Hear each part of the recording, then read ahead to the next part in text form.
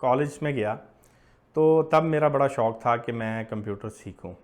तो मैं एक छोटे से इंस्टीट्यूट में गया, वहाँ पे मैंने आईटी कोर्सेज़ किए। जुनून इतना था कि अगर 3 मंथ के कोर्स मैंने 1 हफ़्ते में कवर कर लिया। ओह, वो कैसे? उस ज़माने में तो इतना रिसोर्सेज नहीं होते थे, तो कहाँ से सीखते थे, किस तरह? बुक पढ़ के। बुक पढ़ के। तो एक वो बच्चा जिसने एफएससी नहीं पढ़ी, आईकॉम किया, वो एफएससी की बुक को पढ़ के वो सारी चीज़ें बनाता था कि ब्राउज़र कैसे बनता है या कोई भी छोटा सा सॉफ्टवेयर विजुअल बेसिक में कैसे बनता है। क्यों? बैकग्राउंड क्या था? पीछे फाइनेंशियली स्टेबल थे, नहीं थे, क्या था? अगर बात करें बैकग्राउंड की तो मेरे वाले साहब सऊदीया में थे, तो वहाँ पे कोई भी जॉब मिल गई उन्होंने कर ली। ठीक है। तो मैं कोई इतना स्ट्रॉन्ग नहीं था, इवन के बाइक तो दूर की बात है, मेरे पास साइकिल भी नहीं थी। सही है। तो साथ वाला घर मेरा ननियाल का था, तो मैं वहाँ पे पैदल जाता था 2 किलोमीटर वॉक करके। सही है। ये जो आपने 100 की बात कर रहे हैं, अगर चलो 100 की एग्जांपल को हम लेके चलें, अगर एक होस्ट या एक रीसेलर है 100 अकाउंट सेल करता है, तो एवरेज वो मंथली एनुअली कितना बना लेता है? अच्छा, सबसे पहले तो जो मेन पार्ट है ना, इस टाइम पे मैं फील कर रहा हूँ हमारी यूथ का, वो अभी 9th क्लास में है या 10th क्लास में और उनको जुनून चढ़ा है मैंने फ्रीलांसर बनना है, पैसा कमाना है, पैसा कमाना है। सर आप पहले अपनी एजुकेशन तो कंप्लीट कर लें, जो मेन रोल है। अगर एजुकेशन नहीं है तो आप इंटरनेशनल क्लाइंट से बात कैसे कर सकते हो? इसी को थोड़ा सा ऐड ऑन करते हैं। पढ़ाई तो एजुकेशन तो ख़राब है, यूनिवर्सिटीज़ या कॉलेज या एजुकेशन सिस्टम तो कोई फ़ायदा नहीं दे रहा, तो उसको फिर काउंटर किस तरह करते हैं आप? ये पॉइंट मैं चाहूँगा अगर अपने आपके एक्सपीरियंस से इन ऑडियंस तक पहुँचे और इसको ये इस तरह लें कि जो भी सर्विस ये प्रोवाइड कर रहे हैं उसमें इंस्टेड ऑफ चूना लगाना या चीज़ों को छुपाना कि क्लाइंट मुझे मिल जाए और फिर कल को वो भी परेशान होते हैं और क्लाइंट भी चला जाता है, ये लोग किस तरीके से अपने बिजनेस, अपने कैरियर के अंदर इस सच्चाई वाले एलिमेंट को लेके आ सकते हैं? मतलब मैं एक कंपनी का ऑनर, ठीक है, जिसको कोई भी चीज़ ख़रीदनी हो उसके लिए अल्हम्दुलिल्लाह को मुश्किल नहीं है। कोई चीज़ खाने को दिल कर रहा है, मुश्किल नहीं है। लेकिन वो एक ऐसे पॉइंट के ऊपर खड़ा हुआ है कि उसके पास कुछ भी नहीं है, खाली हाथ है, पानी तक नहीं है पीने के लिए, और वो सोच रहा है अब मैं क्या करूं। अच्छा, अब मैंने अपने से छोटे बंदे से पैसे मांगे, क्या मैं इज्जत या कद में उससे छोटा हो गया? अगर खुरम को अपने आप को एक एडवाइस देना हो तो क्या एडवाइस देना?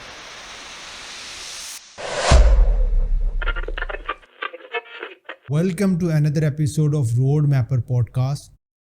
बिस्मिल्लाहिर्रहमानिर्रहीम, अस्सलाम वालेकुम। Welcome to another episode of road mapper podcast, जिसमें मैं कोशिश करता हूँ आपको उन एक्सपर्ट से मिलाऊँ जिन्होंने अपनी लाइफ में कुछ ना कुछ अचीव किया और हम जाने कि उनकी जर्नी क्या रही, उनका रोड मैप क्या रहा, और हम ये जान सकें कि उसके अंदर स्ट्रगल्स क्या हैं और आपको हेल्प आउट किया जा सके अपना रोड मैप इफ़ेक्टिवली बनाने के लिए, और आपको हेल्प आउट किया जाए अपने गोल्स को अचीव करने के लिए।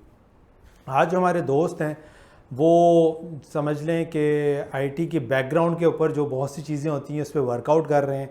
आपकी जो है ना वेबसाइट्स उनके बगैर नहीं चल सकती हैं और बहुत डीप जो है ना वो काम कर रहे हैं, और मैं चाहूँगा कि आज उनसे ना बहुत सी चीज़ें हम डीप इंसाइट्स जो है ना सीक्रेट्स या चीज़ें इनकी जर्नी से सीखें। कम गो हैं, लेकिन मेरी कोशिश ये होगी कि उनसे आज जो है ना अच्छा खासा कंटेंट और चीज़ें उनके एक्सपीरियंस से सीखें। तो आज हमारे साथ जो दोस्त मौजूद हैं उनका नाम खुरम भाई है और उनका तारुफ, बाकी इंट्रोडक्शन उनके ज़बानी सुनेंगे। अस्सलाम वालेकुम खुरम भाई, कैसे हैं? वालेकुम अस्सलाम। मैं ठीक हूँ, आप सुनाएं कैसे हैं? शुक्र अल्लाह का। सबसे पहले तो थैंक्स फॉर कमिंग, और इंशाल्लाह होपफुली मज़ा आएगा इस सेशन के अंदर। शुक्रिया आपका भी इनवाइट करने के लिए। खुरम भाई, पहले हम कनेक्ट करते हैं अपनी ऑडियंस से, आपको कनेक्ट करवाते हैं और फिर हम जर्नी को लेके जाएंगे। तो थोड़ा सा अपडेट कर दें, करंटली आप क्या कर रहे हैं?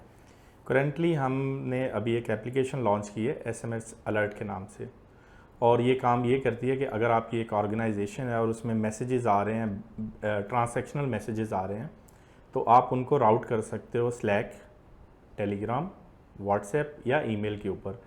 तो आपके जो कंपनी के एम्प्लॉयज़ हैं उनको इंतज़ार नहीं करना पड़ेगा कि हमारे जो CEO हैं वो हमें कंफर्म करें कि ये पेमेंट हमारे पास क्रेडिट हो गई या डेबिट हो गई है। तो वो डायरेक्टली आप जिस मैसेज को, जिस बंदे को राउट करना चाहें तो बड़ी आसानी से कर सकते हैं। सही है। और वो जो इससे पहले आपका होस्टिंग का बिज़नेस चल रहा है वो भी ज़रा बता दें। अच्छा, होस्टिंग तो चल रहा है, उसके अंदर माशाल्लाह अभी हमारे पास एक सबसे बड़ा क्लाइंट जो जैज़ मुसाफिर है पहले ब्रांड का नाम बताएं ताकि इन लोगों को पता चले। आजकल ना सबसे पहला सवाल ये आता है न्यूबीज़ का, सर कौन सी होस्टिंग लूँ, किधर जाऊँ? तो वो भी हम आएंगे, डिस्कस करेंगे किस नाम से आप होस्टिंग कर रहे हैं। अच्छा, हम ई होस्ट पीके प्राइवेट लिमिटेड के नाम से कर रहे हैं और 2017 से ऑनवर्ड ये प्राइवेट लिमिटेड है। इससे पहले हम 2013 से ऑनवर्ड जो है वो ई होस्ट पीके के नाम से इसको चला रहे हैं। सही, मतलब आप इंटरनेशनली भी आप एक्सपेंशन कर चुके हैं। इंटरनेशनली अगर आप बात करें तो हमने एक नया ब्रांड लॉन्च किया है क्लाउड अच्छा, बीजी के नाम से, जो सिर्फ यूरोपियन क्लाइंट और अमेरिकन क्लाइंट को डील करता है। अच्छा, चलें यहाँ से मैं कनेक्ट करूँगा, बल्कि ये डिफरेंस क्यों, उधर के लिए अलग ब्रांड और इधर के लिए अलग ब्रांड?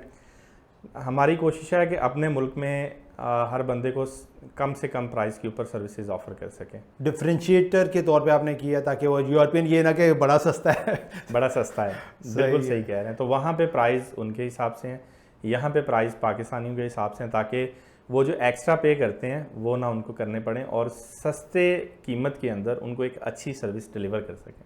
क्या वाकई में सस्ते के अंदर अच्छी सर्विस डिलीवर हो रही है? जी बिल्कुल, अल्हम्दुलिल्लाह। सही है।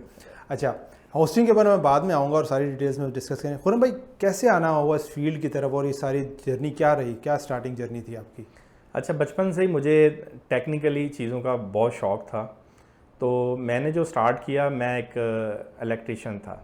अच्छा। मैंने उसका काम सीखा जब मैं 5th क्लास में था।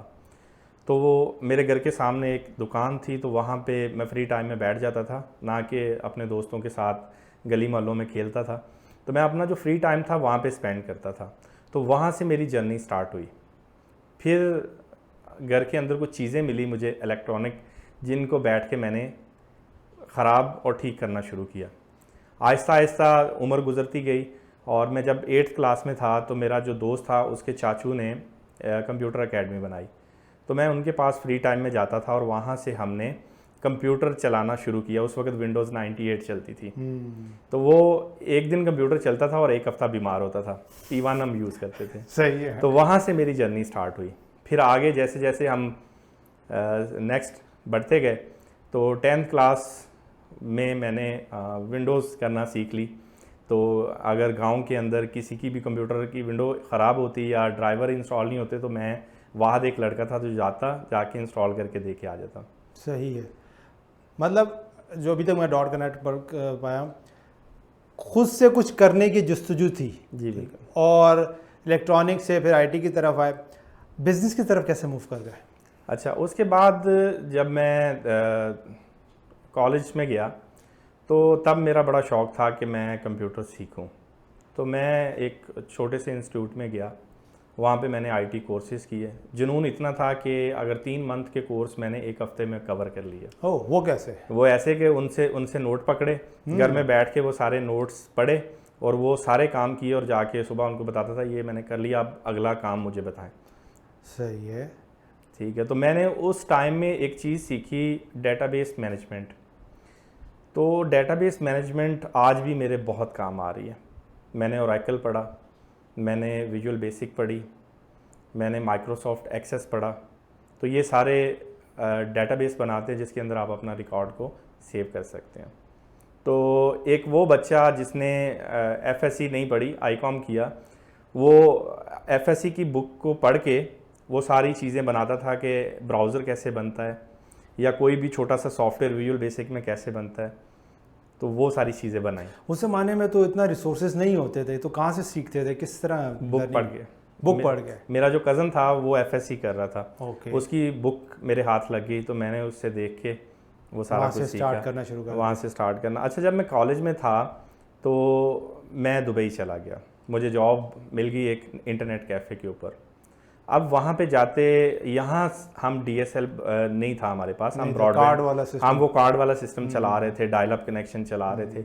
और मैंने अपने गांव से कोई 20 एक कनेक्शन लगवाने के लिए रिक्वेस्ट कर दी। तो वो एक्सचेंज मेरे गांव में थी, तो वहाँ पे ब्रॉडबैंड आ गया जब मैं दुबई मूव हो गया। सही। अच्छा, वहाँ पे अब जो मेरी जॉब थी तो एक इंटरनेट की स्पीड बड़ी अच्छी मिल गई। तो हर बंदे को जब स्पीड मिलती है तो पहला काम होता है कि मूवीज़ या सॉन्ग्स या ऐसा कुछ। उतने टाइम में मुझे HTML में वेबसाइट बनानी आती थी। ठीक है। तो जब मैं दुबई पहुंचा तो मैंने सारी मूवीज़ देखी जितनी एक वेबसाइट से मिली, रोज़ बैठ के देखी। 6 महीने गुजर गए। अब 6 महीने बाद कुछ नया करने को था नहीं मेरे पास। तो अगर हम पुराने बंदों की बात करें तो आईटी तालीम के नाम से फोरम था, इसी तरीके से एक और फोरम था, वहाँ पे मुझे कुछ कोर्सेज मिल गए, मैंने उनको स्टडी करना शुरू किया। और जब मैं जॉब कर रहा था तो जॉब के दौरान जितनी स्पीड से मैंने तरक्की की अपनी जॉब के अंदर, कहते हैं आप काम करो दिल लगा के, मेहनत से, तरक्की अल्लाह की ज़ात ने देनी है आपको, ठीक है। जब मैं गया तो मैंने उनसे जाके कुछ नहीं सीखा बल्कि उनको सिखाया, उनके कंप्यूटर्स को एक दफ़ा रिफ़्रेश किया और अपने हिसाब से सारी सेटिंग की। और उन्होंने जब देखा कि लड़का मेहनती है तो उन्होंने एक मुझे नई ब्रांच बना के दी कि भाई ये ब्रांच अब तुम्हारी है, तुम खुद हैंडल करो इसको। अच्छा, ज़बरदस्त। ठीक है, तो मैं तो अपनी मेहनत कर रहा था। और अगर बात करें तो बाकी लड़के सिर्फ कॉलिंग करवाते थे आउट ऑफ कंट्री, मैं टाइपिंग भी करता था, मैं प्रिंटिंग भी करके देता था। जो काम दिल करता था, जहाँ भी कर जो काम मिल गया मैं उसको ना नहीं करता था। और मेरी जो कॉलिंग के अलावा जो अर्निंग थी वो मेरी ज़्यादा थी। अब वो थोड़ा सा, एक दफ़ा तो बॉस की कॉल आ गई मुझे यूके से कि भाई तुमने 300 रुपये सिर्फ इंटरनेट के लिखे हैं कि मैंने अर्न किए हैं, वाकई 300 का इंटरनेट बेचा है तुमने? मैंने कहा जी सर। फिर एक दिन एक कैनेडियन लड़की मेरे पास आई प्रिंट करवाने, वो 55 पेजेस मैंने उसको प्रिंट करके देने थे और मेरे पास था इंकजेट प्रिंटर। अब वो लग गया मुझे आधा घंटा। वो कहती है टाइम बहुत लग रहा है आपको प्रिंट करने में। मेरा बॉस उधर खड़ा हुआ देख रहा है, उसने दूसरे बॉस को बताया कि ये लड़का मेहनती है, इसको हम प्रिंटर दूसरा ला के दें। तो शाम तक मेरे पास लेज़र प्रिंटर आ गया। ठीक है, अच्छा खैर मैंने वहाँ बैठ के जब वो पढ़ना शुरू किया तो मुझे कुछ दोस्त मिले जो कि एसएमएस की उनकी एक वेबसाइट चल रही थी पाकिस्तान एसएमएस भेजने के लिए। दोस्त से मुराद ऑनलाइन दोस्त मिले? ऑनलाइन दोस्त मिल गया पाकिस्तान पेशावर से। सही है। अच्छा, वो मेरे सीनियर भी हैं अब। ओके। तो अगर मैं समझता हूँ कि मैं आज अगर कोडर हूँ या मैं कुछ कर रहा हूँ तो मैं उनकी बदौलत हूँ। ओके। मेरा इसमें कोई नहीं था, जब तक एक बंदा नहीं है आपको गाइड करने वाला तो आप आगे नहीं बढ़ सकते। सही है। ठीक है, तो उनकी एक वेबसाइट चल रही थी एसएमएस की। उस एसएमएस की वेबसाइट को शौक बना के मैं भी ऐसी वेबसाइट बनाऊँ। मैंने उनसे पूछा कि ये वेबसाइट मुझे बनानी है, आप मुझे कोड बताओ कैसे कर सकते हैं। तो कोर्स उसने कहा कि आप वेबसाइट से देख लें, वो आप नोट्स पढ़ें, जिस जगह पे आपको ना समझ आए आप मेरे से पूछ लेना। तो उस वक्त हम ईमेल से ईमेल के ऊपर कम्युनिकेट करते थे। सही है। या हमारा एक वो फोरम बना हुआ था तो उसके अंदर हम डिस्कशन करते थे। ठीक है। वहाँ से मैंने फिर PHP लर्न करना शुरू की। और जब मैंने डेटाबेस पढ़ी तो मैंने कहा ये तो ओरेकल है, जो मैंने ओरेकल में पढ़ा था। तो मेरे पास नोट्स वो मौजूद थे, मैंने उन दोनों को कंबाइन किया और मैंने कोडिंग की। उस नोट्स के अंदर एक ही चीज़ लिखी थी कि ये आप तब तक नहीं सीख सकते जब तक आप इसको बार बार प्रैक्टिस नहीं करोगे। एक बार करो, 2 बार करो, बार बार करो। ठीक है। तो उसी बीच मेरा वीज़ा चेंज हुआ, मैं पाकिस्तान आ गया। और पाकिस्तान आया तो कज़न की एक कंपनी चल रही थी तो उसकी वेबसाइट मैंने बनाई हुई थी। तो उसके रेफरेंस से मुझे एक और वेबसाइट का ऑर्डर मिल गया, एक और वेबसाइट का ऑर्डर मिल गया। मतलब फ्रीलांसिंग की जर्नी स्टार्ट हो गई एक तरीके से? वो स्टार्ट होगी। ओके। अब जब वेबसाइट मिलनी शुरू होगी तो मुझे ये था कि मैं होस्टिंग जो है ना वो लगाऊं। होस्टिंग के लिए मैंने अपने सीनियर से कहा कि मुझे आप एक होस्टिंग की बजाय आप मुझे रीसेलर दे दो ताकि मैं अपना बिज़नेस आगे स्टार्ट कर सकूं। सही है। अब उनकी सर्विस इतनी स्टेबल नहीं थी, चलती थी फिर डाउन, चलती थी फिर डाउन। उस वक्त कंप्यूटर भी जो सर्वर लगे होते थे तो वो इतने कोई पावरफुल नहीं थे। वर्डप्रेस उस वक्त आ रही थी मार्केट में। ओके। ठीक है, तो मैंने फिर उनकी सर्विस छोड़ी, मैंने एक और कंपनी से सर्विस ली और उसको चलाया, बड़ी मज़े की चली, कोई डाउन टाइम नहीं, बड़ा बेहतरीन चला। तो वहाँ से मैं होस्टिंग के बिज़नेस में आ गया। सही है। मतलब क्लाइंट्स की नीड के बेस के ऊपर आपने रीसेलर वाला लिया, एक की नहीं चली दूसरे की चलना शुरू हो गया, रीसेलर का सिस्टम आपको नज़र आ गया, फिर आप बिजनेस मॉडल की तरफ गए। ऐसे इसकी तरफ थोड़ा सा मैं और डीप जानना चाहूँगा, किस टाइम पे आपको ये रियलाइजेशन हुई कि यार मुझे अब रीसेलर को छोड़ के अपना सेटअप लगाना चाहिए? अच्छा, अब जो रीसेलर था उसके ऊपर मेरे पास लिमिट थी 100 अकाउंट की। ओके। तो जब 100 अकाउंट मेरे पास हो गए तो फिर मैंने कहा कि अब मुझे नेक्स्ट मूव करना चाहिए, क्योंकि मेरे पास क्लाइंट भी हैं माशाल्लाह और वो पैसे भी दे रहे हैं। तो मैं अब अगला स्टेप लेता हूँ। तो मैंने फिर एक सर्वर लगाया ओके। एक बनता तो ये था कि मैं उस वक्त VPS लगाता, लेकिन VPS उस वक्त था नहीं मार्केट के अंदर, उस वक्त चलते थे सर्वर्स। तो मैंने सर्वर लगाया, उस सर्वर को मैनेज किया, उससे बहुत कुछ सीखा और आज तक सीख रहे हैं कि टेक्नोलॉजी को यूज़ कैसे करना है और आपने एक्सपेंस कैसे कम रखने हैं। ये सर्वर लोकल लगाया है या क्या? नहीं, इंटरनेशनल। इंटरनेशनल लोकल तो हम नहीं कर सकते, सही है। तो उस सर्वर को मैंने चलाया, तो सारी साइटें मूव की, माइग्रेशन का पता चला कि कैसे आप डाटा एक जगह से दूसरी जगह पे लेके जा सकते हो। और सारे जो क्लाइंट्स थे वो दोस्त भी थे, तो अगर मैं उनको कहता कि मैं आपकी वेबसाइट यहाँ से यहाँ पे मूव कर रहा हूँ तो इसमें डाउन टाइम आएगा, वो कहते थे बस डाटा मिस नहीं होना चाहिए, जो मर्जी करो कर दो, सही है। तो मैंने फिर वो करना शुरू किया, आहिस्ता आहिस्ता फिर और क्लाइंट मिले, फिर मैंने रीसेलर देना शुरू कर दिया। सही है, खुद से रीसेलर देना शुरू कर दिया। ठीक है। वो एक सर्वर वाली जो जर्नी थी, आज माशाल्लाह कितने सर्वर और क्या डाटाबेस आपके पास चल रहा है? आज मेरे पास तकरीबन खुद के 30+ सर्वर चल रहे हैं, different data centre, different countries जो है।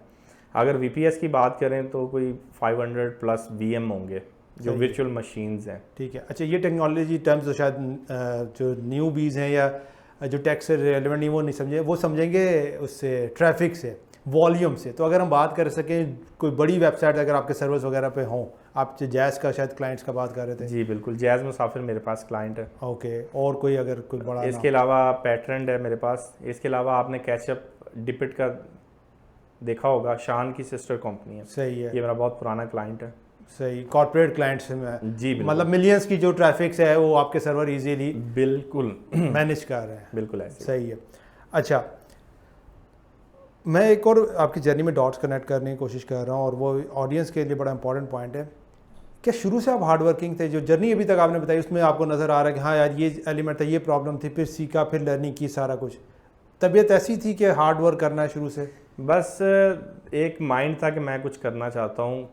क्यों? बैकग्राउंड क्या था पीछे? फाइनेंशियली स्टेबल थे, नहीं थे, क्या था? अगर बात करें बैकग्राउंड की तो मेरे वाले साहब सऊदीया में थे, तो वहाँ पे कोई भी जॉब मिल गई उन्होंने कर ली। ठीक है। तो मैं कोई इतना स्ट्रांग नहीं था, इवन के बाइक तो दूर की बात है, मेरे पास साइकिल भी नहीं थी। सही है। तो साथ वाला घर मेरा ननियाल का था, तो मैं वहाँ पे पैदल जाता था 2 किलोमीटर वॉक करके। सही। और ये कौन सा गांव था आपका? ये फैसलाबाद का आखिरी गांव है। सही तो है। वहाँ से दूसरे गांव जाने के लिए मेरे पास साइकिल भी नहीं थी। सही है। मतलब बड़ी हम्बल बिगनिंग स्टार्ट की और कोशिश यही थी कि जो काम मिले उसके अंदर जितना हार्डवर्क हो सकता है, जितना सीख सकते हैं सीखें। बिल्कुल। यहाँ पे मैं एक और चाहूँगा आपकी जर्नी से और हमारी ऑडियंस से कनेक्ट करें। जो आजकल एक बड़ा फुकदान चल रहा है लोगों में और यूथ के अंदर, वो ये प्रॉब्लम चल रही है क्योंकि उनको ये स्टेटस या वो सक्सेस दिखा दी जाती है कि भाई इतनी जल्दी कमा लिया, ये रिजल्ट्स आ गए, वो हार्डशिप्स नहीं दिखाई जाती। मतलब मैं अगर ये स्टेटस इसका ये डालूँ ना कि जनाब खुरम साहब का रेवेन्यू इतना है, तो हर कोई कहेगा ये रेवेन्यू आज भी मिल जाए, लेकिन वो स्ट्रगल आप वाली नहीं चाहेगा। तो अगर आपको एक एडवाइस उन यूथ के लिए जो ऑनलाइन फील्ड में आ रहे हैं उनको देनी हो तो क्या एडवाइस देंगे ताकि वो अपनी जर्नी को अच्छा स्मूथ लेके चल सकें? इस काम के अंदर शॉर्टकट कोई भी नहीं है, टाइम लगता है। मुझे भी लगा, मुझे 13 साल लगे यहाँ तक पहुँचने में, और ये बिल्कुल भी आसान नहीं था। हर साल मेरे लिए एक नया चैलेंज था कि मैंने इस साल में ये भी करना है, ये भी करना है और ये भी करना है। अल्हम्दुलिल्लाह इस 13 साल में बहुत कुछ सीखा, समझा, और एक अलग ही आप कह लें कि मैंने कभी पैसा कमाने की नीयत से इस फील्ड में नहीं आया। मैंने सिर्फ मेहनत की है, आज भी कर रहा हूँ। आज भी मैं अगर बात करूँ, मैं 16 घंटे काम करता हूँ। मेरे पास स्टाफ है 8 बंदों का, वो भी काम कर रहे हैं और मैं उनसे ज़्यादा काम करता हूँ। क्यों? क्योंकि शौक़ है, कुछ ना कुछ नया सीखना है आज भी। ये बड़ा इंपॉर्टेंट पॉइंट है और मैं चाहूँगा अपनी ऑडियंस के लिए कनेक्ट करें। आज भी खुरम जो काम कर रहा है पैसा की गोल नहीं है, ये बहुत इंपॉर्टेंट एलिमेंट है। और जब ये नहीं गोल है, जो आपने बात की लर्निंग के जो काम कर रहे हैं इसमें जो नई लर्निंग है उसके अंदर जहाँ पे भी आपको जो एक क्यूरियोसिटी जो आज तक आपको यहाँ पे लेके आई है उसी को आपने कंटिन्यू रखा हुआ है। तो वो जो सवाल अक्सर लोग पूछते हैं ना कि यार इस बंदे के पास इतना पैसा आ गया या सब कुछ सक्सेस मिल गई है सो कॉल्ड, फिर भी ये क्यों एफर्ट कर रहा है, तो उसका जवाब भी होपफुली इनको मिल गया होगा कि वो लोग सिर्फ पैसे के लिए काम नहीं कर रहे, तो उनकी ड्राइव ही वो काम होता है। जिस तरह आपने बात की कि भाई 16-16 घंटे में काम कर रहा हूँ और आप उसको एंजॉय कर रहे होंगे, ठीक है, कि नई लर्निंग हो रही सारी। आई होप कि डॉट्स आपसे कनेक्ट होगा। अच्छा खुरम भाई, थोड़ा सा अब हम होस्टिंग की बात करें, थोड़ा इसमें डीप और चलते हैं, और ख़ास तौर पे हमारी ऑडियंस के लिए। और मैं थोड़ा सा और अपना बैकग्राउंड कनेक्ट करूँ, मैंने भी रीसेलिंग वाला काम किया, ठीक है। शुरू में आए लोकल्स के लिए काम किया, कुछ उनको डिफरेंट पैकेजिंग करके और सारा कुछ दिया, लेकिन मैं उसको सस्टेन नहीं कर सका। जो मुझे सबसे बड़ी प्रॉब्लम आई वो आई सपोर्ट वाली, ठीक है। और मैं टेक का बंदा नहीं हूँ, ठीक है, मतलब टेक्नोलॉजी वो सीख तो लिया हमने, वेबसाइट को डाउन करके अपग्रेड सारा जो भी करते थे, लेकिन वो जो डाटा का मसला हो रहा है या कोई और चीज़ें टेक, वो नहीं मैं सपोर्ट कर सका। तो और फिर बाद में रियलाइजेशन हुई कि इस बिज़नेस के अंदर सपोर्ट बहुत बहुत इंपॉर्टेंट है, कि अगर वेबसाइट डाउन है किसी भी वजह से, और सिंपल आपका जो क्लाइंट है उसको आप ये अपडेट कर देते हैं ना कि वी आर वर्किंग ऑन, तो वो सुकून हो जाएगा। लेकिन अगर आप उसको रिप्लाई नहीं देते तो वो परेशान रहता है। तो मैं ये चाहूँगा कि होस्टिंग के लिए जब एक बंदा जा रहा है, अपने बिज़नेस को स्टार्ट करने जा रहा है, तो क्या वो चीप को देखे, जो हम मोस्ट ऑफ द टाइम देखते हैं, और हमारी जर्नी भी ये रही कि सस्ता जो मिल रहा है यार उसको ले ले, और बाद में उसकी चैलेंजेस पे भी हम बात करेंगे। How to start a journey. और होस्टिंग के लिए अगर किसी चीज़ को सिलेक्ट करना है, किसी बिजनेस मॉडल को या किसी होस्टिंग सर्विस प्रोवाइडर को, तो क्या चीज़ें देखी जाए? एज अ पाकिस्तानी हम एक दूसरे पे ट्रस्ट नहीं करते। हम कहते हैं इंटरनेशनल सर्विस है, महंगी है लेकिन अच्छी है, लेकिन मसले आते हैं तो हम एक्स्ट्रा पे करने को भी तैयार होते हैं। फॉर एग्जांपल आपकी वेबसाइट है, उसके ऊपर स्टार्टिंग में ट्रैफिक नहीं है, 6 महीने गुजरे, आपने ट्रैफिक आना शुरू होगी। अब जब ट्रैफिक आती है तो उसके अंदर लिमिट होती है हर एक चीज़ की। हम कहते हैं कि हमने अनलिमिटेड बाय कर ली है तो बस अब अनलिमिटेड बड़ा सेल होता है अनलिमिटेड बड़ा अट्रैक्टिव लगता है, हाँ ठीक है। अगर हम बात करें लोकल कंप्यूटर की, हार्डवेयर की, हमारे पास लैपटॉप है तो उसमें ना तो हमारे पास स्पेस अनलिमिटेड है, ना CPU और ना ही रैम, एक लिमिट है उसके ऊपर। तो आप क्या एक्सपेक्ट करते हैं कि आपको अनलिमिटेड होस्टिंग मिल रही है, वो अनलिमिटेड है? नहीं है, वो आपको बाउंड कर देते हैं फाइल्स के ऊपर। जैसे ट्रैफिक आती है वो लिमिट फुल होगी, आप कहते हो कि ये रिसोर्सेज का मसला आ रहा है, वो कहते हैं सर पैकेज अपग्रेड कर लें। अगर सारे काम एक शेयर्ड होस्टिंग पे हो जाए अनलिमिटेड वाली पे, तो डेडिकेटेड हम किसको बेचेंगे? VM हम किसको बेचेंगे? क्लाउड हम किसको बेचेंगे? वो भी तो है ना हमारे पास। भी है। हमारे पास ऐसे सर्वर्स भी हैं जिनका रेंट एक महीने का $2000 है, होगा बिल्कुल, वो हम किसको बेचेंगे? तो कुछ भी अनलिमिटेड नहीं होता, डिपेंड करता है आप कैसी सर्विस दे रहे हैं, उसके हिसाब से आप अपना होस्टिंग यूज़ करें। सही ठीक है। अब बात आती है कि हम किसको चूज़ करें। एज अ होस्टिंग प्रोवाइडर मैं किसी को भी नहीं कह सकता कि आप फलाने को चूज़ कर लें या मुझे चूज़ कर लें। इसकी एक एग्जांपल ऐसे है कि 2016 में एक बंदे ने मुझे रीच आउट किया, उसने कहा मुझे होस्टिंग चाहिए, मेरे पास अभी 20 क्लाइंट हैं, मैं उनको 1 साल के पे कर चुका हूँ और 3 महीने हुए हैं और मैं बड़ा परेशान हूँ, आए दिन मेरी वेबसाइट बंद हो रही है, आप बताएं आपकी सर्विस कैसी है? मैंने कहा मैं तो अपनी तारीफ़ नहीं करता, मैं आपको ये कर सकता हूँ, मैं आपकी सारा डाटा उठाऊँगा, मूव करूँगा, 1 महीने के लिए आपको फ्री दूंगा, आप चलाएं इसको। 1 महीने बाद आपने मुझे फीडबैक देनी है कि अब कैसी सर्विस है।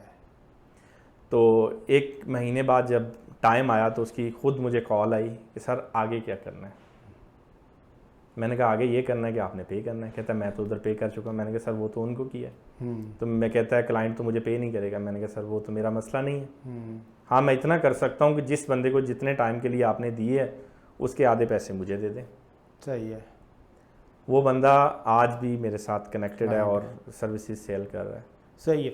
एक को 2 पॉइंट्स यहाँ पे कनेक्ट करते हैं। एक तो प्रॉब्लम जो थी और मैं चाहूँगा इस पर आप एड्रेस कर सकें जो होस्टिंग के अंदर मुझे रही, वो ये थी, एक तो जिस हमने इंटरनेशनल की बात की तो वहाँ पे क्या होता था, मैंने स्टार्ट किया $3 से, 6 महीने के बाद जो है ना वो $15 का बिल आ रहा है। वो वही वाली बात है कि जनाब वॉल्यूम इंक्रीज़ हो रहा है तो ऑटो आपको चार्ज कर रहे हैं। और जो सबसे बड़ी प्रॉब्लम मैंने फेस की ना, वो कहते हैं ना सस्ता रोए बार बार वाली, वो थी कि जब आपको एक होस्ट से दूसरे होस्ट पर डाटा लेके जाना है, हर चीज़ की कन्फिगरेशन में जो आपने काम करना है। फिर मैंने वेबसाइट सेल्स वगैरह की। अच्छा वहाँ पे फिर मुझे जो एक स्ट्रेटजी समझ आई, और अगर आप में से कोई बंदा वेबसाइट या बिज़नेस को सेल करने जाए तो वो मैंने क्या किया, रीसेलर वाला पार्ट ही पकड़ा, एक वेबसाइट को एक रीसेलर अकाउंट पे डाला, और जब सेल करने जाता है ना मैं उसको कहता है भाई ये रहा cPanel का लॉगिन अकाउंट, तू जाने तेरा काम जाने, जब ट्रांसफ़र कर लेना डाटा तो फिर मुझे बता दी। ना मैंने डाटा ट्रांसफ़र करना है, कुछ नहीं करना, ताकि ये हेडेक से, क्योंकि अक्सर ऐसा होता है कि डाटा आप ट्रांसफ़र करते हैं तो चीज़ें ऊपर नीचे हो जाती हैं, मसला हो जाता है। तो मैं ये चाहूँगा एक चीज़ को इसको एड्रेस करें कि ये जो डाटा ट्रांसफ़र वाली जो प्रॉब्लम होती है, और आजकल मार्केट में क्या हो रहा है और हम भी देख रहे हैं कि सस्ते मतलब $1 इस तरह की चीज़ें, और उसके ऊपर बल्क के ऊपर अकाउंट्स बीच में हैं जो कंप्रोमाइज़ भी हुए हैं। और जो सबसे बड़ी प्रॉब्लम एक और जो आती है, जो मैंने फेस की, वो ये फेस की कि वो आपकी वेबसाइट तो साफ़ है लेकिन आपके साथ जो शेयर्ड हैं कहीं ना कहीं वो बग या वायरस हो गया। अब सोल्यूशन उनके पास क्या है, सारा पूरा डाटा डिलीट होगा या आप ज़ीरो से करें, अब वो आपके लिए हेडेक। तो इससे बचने का क्या तरीका है?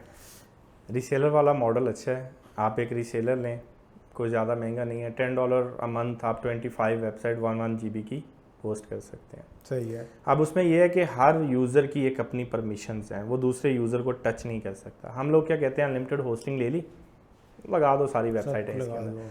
अब सबसे बड़ा मसला ये है कि हमने वर्डप्रेस अगर यूज़ कर रहे हैं तो ओपन सोर्स प्लेटफॉर्म है, उसको अप टू डेट रखना बहुत ज़रूरी है। अगर आपने एक मार्केट के अंदर एक शॉप बनाई है तो उस शॉप की मेंटेनेंस भी तो है ना, और दुनिया में कोई भी ऐसी चीज़ है जो बगैर मेंटेनेंस के चलती है। तो ये चीज़ हमें या जो हमारा क्लाइंट है उसको समझाने की ज़रूरत है कि भाई मेंटेनेंस मस्ट है। तो जब आप उसकी मेंटेनेंस नहीं करते, उसमें कोई ना कोई ग्लिच आ जाता है, या जो प्लगइन आप यूज़ कर रहे हैं उसके अंदर कोई वीक पॉइंट है, अब वो भी तो इंसान ने बनाया ना, सही बात है। कोई ना कोई चीज़ रह जाती है, हम अपडेट नहीं करते, हैकर उस कमज़ोरी को पकड़ता है। कभी भी आपकी वेबसाइट ख़राब होती है या बंद होती है तो वो एक तो मसला ये है कि हमने उसको अपडेट नहीं किया, बैकएंड पे कोई ना कोई बैकडोर होता है उसके अंदर, ठीक है, जिसकी वजह से आपकी वेबसाइट हैक हो गई। सही है। तो अब वो एक हुई, उसके अंदर 4 और चल रही थी, वो भी हैक हो गई। उन वर्डप्रेस को रिकवर करना 5 मिनट का काम है। अगर आप यूट्यूब पे जाएं और मेरी वीडियोस देखें, 5 मिनट में आप वेबसाइट को रिकवर कर सकते हैं अगर आपका डाटा डिलीट नहीं हुआ तो। सही है। बात करें, लेकिन अगर डाटा डिलीट हो गया तो डाटाबेस फिर भी बच जाएगी, वो नहीं उड़ेगी। हाँ, आपकी इमेजेस नहीं आएंगी लेकिन आपका कंटेंट वापस आ जाएगा। सही है। आपने रीसेलर वाले पॉइंट को टच किया तो मैं चाहूँगा इस बिज़नेस मॉडल को भी हम डिस्कस करें, और आपकी जर्नी भी रीसेलर से स्टार्ट हुई, माशाल्लाह इतनी बड़ी कंपनी आपने बिल्डअप कर ली है। So let's talk about this business model का। अगर कोई बंदा रीसेलर का बिज़नेस स्टार्ट करना चाहता है तो उसके लिए 2-3-4 स्टेप्स क्या होने चाहिए ताकि उसको बिल्डअप कर सकें? डायरेक्टली आप रीसेलर सेल नहीं कर सकते, आप कम से कम 1 महीने में 5 होस्टिंग बेचें। अच्छा। ताकि पता चले आप काबिल हैं इसके कि आप होस्टिंग बेच सकते हैं। आप थोड़े से टेक्निकल होने चाहिए। अगर आप नहीं हैं तो मैं कहता हूं कि आप किसी के कंधे पे रख के बंदूक ना चलाएं, खुद के कंधे पे रख के चलाएं। सही। अक्सर वो रीसेलर कहते हैं ना कि जनाब आप बाय कर लें, सारी सपोर्ट हम देंगे, और वहाँ से वो मार खा जाते हैं कि जब सपोर्ट का टाइम आता है ना वो रिप्लाई करते हैं ना कुछ करते हैं, और आपके क्लाइंट आपको पूछ रहे होते हैं। ऐसी है। देखिए, रीसेलर आपने लिया तो इसका मकसद ये है कि मैं इस काबिल हूँ कि मैं अपने क्लाइंट को हैंडल कर सकता हूँ। इसकी मिसाल ऐसे है कि मैंने एक होस्टिंग बेची $60 की 1 GB स्पेस के साथ 1 साल के लिए। रीसेलर मैं आपको दे रहा हूँ 1 साल के लिए $100 का। अब मैंने 10 होस्टिंग बेची तो मुझे जो इनकम आई वो आई $70। आपको मैंने 25 वेबसाइट दी हैं $100 में। आपको सस्ता देने का मकसद क्या है? पैसे सपोर्ट के होते हैं, सर्विस कोई भी दे देता है। सही बात है। अगर अगर आप इंटरनेशनल कंपनीज हैं उनको देखें तो उनके मैनेज्ड पैकेज भी होते हैं, वो आपको $100 एक महीने का भी चार्ज करते हैं। बिल्कुल। उसका रीज़न क्या है? यही है, आपकी फ़ाइल्स का बैकअप, आपकी जो फाइल्स हैं वो अगर हैक्ड हो रही हैं तो उनको रिकवरी का प्रोसेस, टाइमली आपको सपोर्ट मिलना। अगर हम थोड़ा सी इसमें बात करें, जो आपके आइडियल रीसेलर्स हैं वो कितने अरसे से आपके साथ हैं? मेरे साथ 2013 जब ये कंपनी मैंने बनाई उसके बाद भी जो लोग जुड़े हैं ना, उनकी एक रीसेलर नहीं, आज मेरे ख्याल से उनके 4 रीसेलर भी चल रहे हैं 100 अकाउंट के। अब यहाँ पे एक और बात ऐड करूँगा, 4 रीसेलर 100 अकाउंट के क्यों चल रहे हैं? मैं एक सर्वर के ऊपर भी तो उनकी लिमिट बढ़ा सकता था, नहीं। क्वालिटी ऑफ सर्विस तभी बनती है जब आप एक सर्वर के ऊपर एक लिमिटेड क्लाइंट होस्ट करते हैं। आप लालच नहीं करते कि यार मैं एक ही सर्वर के ऊपर डाल दूं 1000 अकाउंट। पाकिस्तान में मोस्टली कंपनीज ऐसा ही और फिर वही कोलैप्स करना शुरू कर देते वो जब आप 1000 अकाउंट एक सर्वर के ऊपर होस्ट करेंगे, भाई उसकी भी कैपेसिटी है। अब वो बैठेगा, वो परफॉर्मेंस स्लो करेगा। आपकी एक हार्ड डिस्क है, उसकी डाटा रीराइट की स्पीड एक लिमिट है उसके अंदर। अगर हम SSD यूज़ कर रहे हैं तो 500 या 600 MB पर सेकेंड है। और अगर हम NVMe SSD यूज़ कर रहे हैं तो उसकी 2 GB पर सेकेंड है। तो वो भी तो एक लिमिट है ना, उसने प्रोसेस को हैंडल करना है, रीड और राइट करना है, तो कितना आप उसके ऊपर लोड डालोगे। सही है। ये जो आपने 100 की बात कर रहे हैं, अगर चलो 100 की एग्जांपल को हम लेके चलें, अगर एक होस्ट या एक रीसेलर है 100 अकाउंट सेल करता है तो एवरेज वो मंथली एनुअली कितना बना लेता है? ये मैंने कभी उनसे नहीं पूछा। अगर हम just for the sake of audience के जो लोग इंटरेस्टेड हो रहे हैं, अगर हम रफ फिगर देना चाहें मिनिमम या कुछ $1000 $5000 मतलब क्या? अगर $100 की हम 100 अकाउंट की हम बात करें, उसे एक बंदा एक अकाउंट $5 का भी बेचे पर मंथ के पर ईयर के हिसाब से, ठीक है, तो 100 अकाउंट है $500 हो गया। सही है। मुझे उसने पे किया $350, पीछे बचे $150। सही है। लेकिन वो $5 में सेल तो नहीं करेगा। नहीं करते वो तो, और ज़्यादातर लोग सेल कर रहे होते हैं अपने क्लाइंट्स को सेल कर रहे होते हैं। ऐसे ही है। अब इसमें स्टार्टिंग में अगर आप कह रहे हैं कि मैं होस्टिंग बिजनेस में आना चाह रहा हूँ और मैं रीसेलर लेके अपनी इनकम स्टार्ट कर सकता हूँ, तो ये पॉसिबल नहीं है। ये बड़ा इंपॉर्टेंट पॉइंट है। आप वेबसाइट बनाना जानते हो और उसके साथ ऐड ऑन सर्विस के तौर पे हैं। बिल्कुल। आपको अच्छा, मैं भी एक डेवलपर था, तो मैंने बताया ना कि मैं होस्टिंग मेरा बिजनेस नहीं था, मैं एक डेवलपर था, एक डिज़ाइनर था, मैं वेबसाइटें बना के देता था। और वो तो मेरी रियल इनकम वो है थी स्टार्टिंग में। और फिर एक टाइम आया कि मेरे पास टाइम ही नहीं था कि मैं बैठ के काम कर सकूं। क्यों? होस्टिंग के अंदर आपने सपोर्ट देनी है। और अगर मेरी कंपनी आज इस स्टेज के ऊपर पहुंची है तो उसके पीछे एनी टाइम बंदे मैसेज करते थे, मैं उनको स्काइप के ऊपर सपोर्ट प्रोवाइड करता था। व्हाट्सएप उस वक्त नहीं था। सही है, बड़ा इंपॉर्टेंट पॉइंट। मतलब अच्छा, मुझे अब एक और चीज़ आ रही है, और जो हमारा कनेक्शन भी रहा है और आई होप कि आप तक भी वो जारी होगी, और वो जो आपकी जो है ना हम्बलनेस है, ठीक है, और वो जो आपका एटीट्यूड है ना कि सच्चाई वाला एलिमेंट। मुझे एक और चीज़ जो फील होती है ना, आपका क्लाइंट आपके पास इसलिए भी रुकता होगा कि अगर आप उसको सर्विस नहीं भी दे पाते हैं ना, तब भी आप सच्चाई से उसको बता देते होंगे, यार ये चीज़ में ये प्रॉब्लम है, ये चीज़ में। ऐसे ही है, ऐसे होता है। हम अक्सर इतनी डिटेल में अगले बंदे को गाइड कर देते हैं, वो एक तो परेशान हो जाता है कि यार ये जितनी चीज़ें इसने बता दी इतनी तो मुझे पता ही नहीं थी, अब मैं करूँ क्या। तो वो फंस जाता है किसी ना किसी जगह पे। लेकिन अगर आज उसने सर्विस बाय नहीं की, लेकिन आने वाले 6 महीने में वो बाय कर लेगा या किसी को रेफर करेगा, ये पॉइंट मैं चाहूँगा अगर अपने आपके एक्सपीरियंस से इन ऑडियंस तक पहुँचे और इसको ये इस तरह लें कि जो भी सर्विस ये प्रोवाइड कर रहे हैं उसमें इंस्टेड ऑफ चूना लगाना या चीज़ों को छुपाना कि क्लाइंट मुझे मिल जाए और फिर कल को वो भी परेशान होते हैं और क्लाइंट भी चला जाता है, ये लोग किस तरीके से अपने बिजनेस, अपने कैरियर के अंदर इस सच्चाई वाले एलिमेंट को लेके आ सकते हैं? अच्छा, जो भी आप सर्विस दे रहे हैं, पहले आप मेक श्योर करें कि आप ये प्रॉपर डिलीवर कर सकते हैं।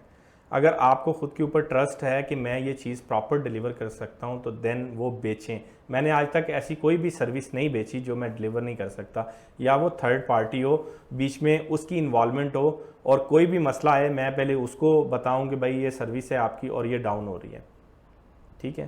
तो ये पॉइंट है कि सर्विस आपको पता है, आप गारंटी से बेचोगे कि भाई सर्विस नहीं चली, मैं आपके सारे के सारे पैसे वापस करूंगा। ये मौका आएगा ही नहीं आएगा। मैंने जितनी भी सर्विसेज बेची हैं गारंटी के साथ बेची हैं। सर आप मेरी सर्विस यूज़ करें, 6 महीने बाद भी आप कहेंगे कि मुझे मज़ा नहीं आया, मैं आपके पैसे रिफंड करने को तैयार हूँ, फुल अमाउंट के साथ। ये नहीं कि मैं आधे खा गया, नहीं। हाँ, ये भी स्ट्रेटेजी है। अक्सर लोग इस स्ट्रेटेजी को यूज़ करते हैं सेल करने के लिए कि जी हम आपको फुल रिफंड करेंगे, लेकिन जो बचेगा या उसमें ऐसी कंडीशन लगा देते हैं कि वो रिफंड रहता नहीं। अब उसमें होता है कि सर जी 30 डेज तक फुल रिफंड है, उसके बाद फिर पार्शियल रिफंड है। जी जनाब, तो finally road mapper Urdu version में भी अवेलेबल है। आप roadmapper.com पे जाके इसको डाउनलोड कर सकते हैं फ्री ऑफ कॉस्ट। साथ साथ इंग्लिश वर्जन पहले से अवेलेबल है। सो बोथ, अगर आप इंग्लिश रीडर हैं या उर्दू रीडर हैं, आप ई बुक वर्जन इनके फ्री में हमारी वेबसाइट roadmapper.com से डाउनलोड कर सकते हैं। साथ साथ वो लोग जो ऑडियो बुक रीडर्स हैं, तो उर्दू वर्जन की पूरी 8 आवर्स की ऑडियो बुक भी हमारे यूट्यूब चैनल पे मौजूद है, आप वहाँ से इसको सुन सकते हैं। और अगर आप वीडियो सीरीज़ के अंदर इसको देखना चाहते हैं, सुनना चाहते हैं, समझना चाहते हैं कि जनाब बुक में क्या है, उससे फ़ायदा उठाना चाहते हैं, तो वो भी हमारे यूट्यूब चैनल पे मौजूद है। सिंपल मकसद ये है कि आपको हेल्प आउट किया जा सके, आप अपनी लाइफ, अपने कैरियर, अपने बिजनेस के रोड मैप प्रॉपरली बना सकें और अपने गोल्स को अचीव कर सकें। सिंपली विजिट करें roadmapper.com और वहाँ से आप इसको डाउनलोड कर सकते हैं फ्री में। और वो लोग जो हार्ड बुक रीडर हैं, जो चाहते हैं कि उनके पास ये हार्ड बुक में अवेलेबल हो, तो आप वहाँ से जाके इनको ऑर्डर्स भी कर सकते हैं। साथ साथ अगर आप चाहें तो रोड मैप्स के चार्ट्स भी जो हैं उसको भी ऑर्डर कर सकते हैं roadmapper.com। सही है, ज़बरदस्त हो गया। आई होप कि कुछ चीज़ें डॉट्स कनेक्ट हो रहे होंगे आपको होस्टिंग का भी और जर्नी के अंदर भी। अच्छा, अगेन थोड़ा सा रीसेलर को मैं और डीप जाना चाहूँगा। मोस्ट ऑफ द, जैसे आपने कहा कि वो लोग हैं जो सर्विसेज प्रोवाइड कर रहे हैं और फिर रीसेलर को एज ए बाय प्रोडक्ट के तौर पे लेके आ रहे हैं और अपसेल पैकेजेस वगैरह कर रहे हैं।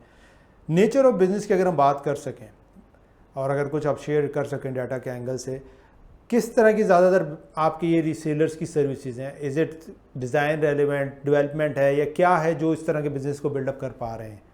अच्छा, इसमें मोस्टली जो हमारे, अब तो ई कॉमर्स बड़ा इन हो गया। हाँ, वो बहुत ज़्यादा। पहले हमारे पास जो रीसेलर थे उनके पास मोस्टली बिजनेस जो कंपनीज हैं, कॉर्पोरेट सेक्टर हैं, उनकी वेबसाइटें चल रही थी। अब ई कॉमर्स आ गया तो डेफिनेटली वो भी एक इसके अंदर ऐड हो गया, क्योंकि 2017 से ऑनवर्ड बड़ा बूम मिला ई कॉमर्स को, जब से पाकिस्तान के अंदर पेमेंट गेटवे लॉन्च हुए हैं। तो अब हर बंदे की कोशिश है कि मैं घर बैठ के बेचूं, ना मुझे कोई स्टोर ख़रीदना पड़े, ना मुझे कोई प्रोडक्ट ख़रीदनी पड़े, मैं बस वहाँ पे लगाऊं, ऑर्डर आए, मार्केट से जाऊं, उठाऊं और बेच दूं। तो ये एक बड़ा एकदम से चेंज आया हमारे मॉडल के अंदर। और इस वक्त आपने भी कोई चीज़ लेनी है तो डेफिनेटली आप पहले गूगल करते हैं, जहाँ से सस्ती मिली ऑर्डर भी कर देते हैं। लेकिन अगर महंगी प्रोडक्ट है तो कोशिश ये है कि हम जाके ले लें, लेकिन हमें कम से कम रेट का आइडिया हो, हमारा माइंड सेट हो, हमें किसी से पूछना ना पड़े, हम रिव्यूज़ चेक कर लेते हैं, हमारे लिए आसानी है। सही है। आपने हायरिंग भी की, 8 बंदों की माशाल्लाह टीम है, लेकिन ये 8 की एकदम से तो नहीं बनी होगी, ठीक है? कुछ निकाले भी होंगे, कुछ गए भी होंगे, कुछ छोड़ के भी गए होंगे। So let's talk about the hiring part. कैसा रहा ये हायरिंग पार्ट? अच्छा, इसमें एक बंदा जो मेरे साथ है वो आज भी साथ बैठा हुआ है। साथ है, वो हमेशा नज़र भी आता है और भाइयों की तरह वो माशाल्लाह नज़र आता है। जी ज़रूर। तो मेरे साथ सबसे बड़ा रोल जो है ना वो इनका है। नाम बताएं सर। अच्छा है। ये हमारे मैनेजिंग डायरेक्टर हैं। मैं मैनेजिंग डायरेक्टर तो नहीं कहूँगा, ओवरऑल ये हर चीज़ के करता धरता है। तो मैं कुछ नहीं करता, जो भी करते हैं वो ये करते हैं। इनका नाम है गुलाम महिउद्दीन, ठीक है। और मेरे पीछे अगर बहुत ही सपोर्ट है तो ये बंदा जो है फुली मुझे पीछे हाथ दे के खड़ा है। कोई भी सिचुएशन हो तो गिरने नहीं देता। तो अगर आपके पीछे ऐसे बैकबोन हैं जो आपको पकड़ के खड़े हुए हैं, कोई भी मामला हो, कोई भी सिचुएशन हो, तो आप नहीं गिरेंगे, आप डाउन नहीं जाएंगे। इन तक पहुँचे कैसे, ये आप तक कैसे पहुँचे है, वो इम्पोर्टेंट पार्ट है। अच्छा, ये एक बड़ा मज़ेदार सीन है कि मेरा एक जो कज़न है जिसके साथ मैंने स्टार्ट किया था बिज़नेस, तो हम एक जगह पे बैठे हुए हैं, न्यूज़ पेपर की एजेंसी है। तो ये भाई साहब वहाँ पे ड्राइवर इंस्टॉल कर रहे हैं प्रिंटर के। तो मैंने बताया कि मैं एक्सपर्ट था ड्राइवर इंस्टॉल करने में। अभी ये घंटे से लगे हुए हैं, बड़े परेशान कि ये ड्राइवर इंस्टॉल नहीं हो रहे। और ये बात है 2012 की, तब दाढ़ी मूछ भी नहीं आई थी इनकी, मेरी भी नहीं, मेरी भी हल्की हल्की थी। सही है, ठीक है। तो मैं गया हूँ, तो अब वो जो न्यूज़ एजेंसी का बंदा है मुझे कहता है खुरम आ गया, आप देखना ड्राइवर इंस्टॉल होते हैं। तो खैर ड्राइवर इंस्टॉल किए तो वो 5 मिनट लगे होंगे मुझे। तो वहाँ से मेरा इनके साथ फर्स्ट इंटरेक्शन था। फिर इन्होंने मेरे कज़न के साथ स्टार्ट किया। फिर जब मैं दुबई से पाकिस्तान वापस आया तो उस वक्त मेरा स्टार्ट था, लेकिन ये अल्हम्दुलिल्लाह एक अच्छी पोजीशन पे थे। फिर हर बिज़नेस में डाउनफॉल आते हैं, इनके बिज़नेस में भी डाउनफॉल आए, ठीक है। तो फिर मैं इनके साथ जुड़ा। सही। अगर हमने कहीं भी जाना तो ये फ्री था, तो मैंने कहा भाई आप मेरे साथ आ जाओ, मैं अकेला कहीं भी जाना पसंद नहीं करता। फिर ये रिलेशन इतना क्लोज हो गया कि हम हर टाइम एक दूसरे के साथ रहते थे। तो वो फिर आहिस्ता आहिस्ता मैंने कहा तुम जो कर रहे हो छोड़ दो, फुल टाइम मेरे साथ आ जाओ। ओके, ठीक है। तो तुम्हारी परेशानी मेरी परेशानी और मेरी परेशानी अब तुम्हारी परेशानी। सही है। तो वहाँ से हमारा एक सिलसिला तब से चलता आ रहा है। और ये बात है 2015 या 16 की, और उससे ऑनवर्ड हम कहीं पे भी आपको इकट्ठे ही नज़र आते हैं। सही है। अच्छा, ये बड़ी इंपॉर्टेंट बात है और इसको मैं चाहूँगा उन लोगों के लिए जो इस लेवल पे जाते हैं और डिसीजन मेकिंग, ज़ाहिर सी बात है जब किसी पॉइंट पे जाते हैं तो कहीं ना कहीं राय का इख्तलाफ आता है। उस टाइम पे किस तरीके से आप उस कन्फ्लिक्ट को रिजॉल्व करते हैं कि वो बड़ा कन्फ्लिक्ट ना बने और एक हम अच्छा बेहतर डिसीजन ले सकें? आप दोनों का एक दूसरे को समझना ज़रूरी है। अगर किसी बात पे इख्तलाफ आ गया है, अगर मेरी बात उसको कोई बुरी लगी है तो वो मुझे बता देता है। ऑन द टाइम गुस्से में हूँ, मसला नहीं है, लेकिन बाद में बताता है कि सर ये आपकी बात मुझे बुरी लगी है। इसी तरीके से अगर उसके दिल में कोई बात है या वो कर देता है तो मैं फिर उसको कह दूँ कि यार ये बात मुझे पसंद नहीं आई। सही है। तो आप अगर बहन भाई हैं या आप घर के अंदर हैं तो लड़ाई तो वहाँ पे भी होती है बिल्कुल। ठीक है, लेकिन लड़ाई हो गई, हम 10 मिनट के बाद फिर वैसे के वैसे हो जाते हैं। सही है। तो वो चीज़ माइंड में बिठा के नहीं रखते। सही है, वो स्पेस रखी हुई है कि अगर कन्फ्लिक्ट होगा तो उसको बढ़ाने से पहले उसको रिजॉल्व करने की तरफ जितना जल्दी जा सके वो। मैं एक और चाहूँगा इसको थोड़ा सा और डीप लेके चलें। जो बिज़नेस के डिसीजंस हैं वहाँ पे अगर कोई चीज़ ऐसी आ रही है कि उनकी राय डिफरेंट है, आपकी राय डिफरेंट है, वो भी बिज़नेस की ग्रोथ का सोच रहे हैं, आप भी, तो वहाँ पे भी डिसीजन क्या बनता है? अच्छा, वहाँ पे हम एक बंदे के ऊपर नहीं होते, हम बाकी टीम को भी साथ लेते हैं। ओके। और सबकी राय लेते हैं, फिर उसमें वोटिंग करते हैं। ओके। ठीक है। और बिज़नेस के अंदर स्टाफ के अलावा भी मैं अपने बड़ों से मशवरा करना पसंद करता हूँ। मर्ज़ी चाहे आप अपनी करें, मेरे चाचू हैं वो अक्सर एक बात मुझे कहते हैं कि बेटा मर्ज़ी तुमने अपनी करनी है, लेकिन अगर तुम अपने बड़ों से मशवरा कर लोगे ना तो शायद एक अच्छी ऑप्शन तुम्हें मिल जाए। तो मैंने जब से होश संभाली है तो मैं कोई भी काम करना होता है तो मैं पहले अपने बड़ों से मशवरा करता हूँ, हर बंदे से। तो इसमें उनकी भी हौसला अफजाई होती है कि ये बच्चा जो है जिसको हमने कभी भी वो प्यार नहीं दे सके, उनके अल्फाज हैं, ये वो बच्चा है जिसको हम फैमिली में कभी भी प्यार नहीं दे सके, लेकिन आज ये इस स्टेज के ऊपर पहुंचा है तो ये कोई भी काम करना होता है तो हमें फ़ोन करता है कि मैं ये काम कर लूँ, आप क्या राय देते हैं इस बारे में। मैं अपने वालिद साहब से मशवरा करता हूँ, अपने चाचू से मशवरा करता हूँ, अपने मामू से मशवरा करता हूँ और ग़ुलाम मोहिउद्दीन से मशवरा करता हूँ, क्योंकि सबसे ज़्यादा करीब मेरे ये है। मेरा भाई भी इतना करीब नहीं है। बहुत बहुत पावरफुल बात की है अगर आप लोग इसको समझें। और मैं इसमें एक और सवाल ऐड करूंगा ताकि थोड़ा सा और डीप करें। आपको पता है कि they do not know about your field, आपकी फील्ड के बारे में नहीं जानते, इवन देन कुछ ना कुछ डिसीजन के एंगल से आप उनके पास जा रहे हैं। क्या वो रिस्पेक्ट का एलिमेंट है या वो क्या सोच है? कुछ तो आपने बता दिया, मैं थोड़ा सा उनके लिए जाऊंगा कि किस वजह से। और वो लोग जिस तरह अक्सर यहाँ पे हमारी यूथ क्या कहती है, यार उनको तो पता ही नहीं है, या मैं उनसे क्या सवाल पूछूं, वो नहीं समझ रहे। ये जानते हुए भी आप उनकी तरफ जाते हैं, क्या चीज़, एक्सपीरियंस, रिस्पेक्ट, क्या चीज़ आपको मिलती है? और अगेन अगर उसको कनेक्ट कर सकें कि उन डिसीजन है जो आप शायद कुछ और सोच रहे थे लेकिन वहाँ से कोई और आपको पर्सपेक्टिव मिला और उसने आपकी लाइफ ट्रांसफॉर्म किया, अच्छा डिसीजन लेने में हेल्प आउट किया। तो मेरी कामयाबी के पीछे एक यही राज है कि मुझे किसी ना किसी एक बंदे से एक ऐसा मशवरा मिल जाता है कि जो कि मेरा नुकसान नहीं होता। उसने, ज़ाहिर सी बात है बड़े हैं तो उनका अपना एक एक्सपीरियंस है। अगर मैं ये कहूँ कि उनको आईटी का नहीं पता तो बिल्कुल ऐसी बात है। अक्सर वो मुझे कहते हैं कि भाई कार्ड से पैसे निकल आते हैं, इशारातन बात की कि कार्ड से पैसे निकल आते हैं, तो कोई भी ऐसा काम नहीं है कि घर बैठे पैसे आ जाएं। ये बात है आज से 10 साल पहले की कि तुम्हारे पास पैसा आ रहा है, कैसे आ रहा है, घर में बैठे पैसे नहीं आ सकते। और आज से 10 साल पहले अगर आप लोगों को बताएंगे भाई मैं ऑनलाइन पैसे कमा रहा हूँ तो इस बात पे यकीन नहीं करता था कि भाई ऑनलाइन भी पैसे कमाए जा सकते हैं। वो कहते ज़रूर कोई ना कोई दो नंबर। अब इशारातन उन्होंने ये कहा कि भाई कार्ड भी मिलते हैं और उससे पैसे भी निकाले जा सकते हैं।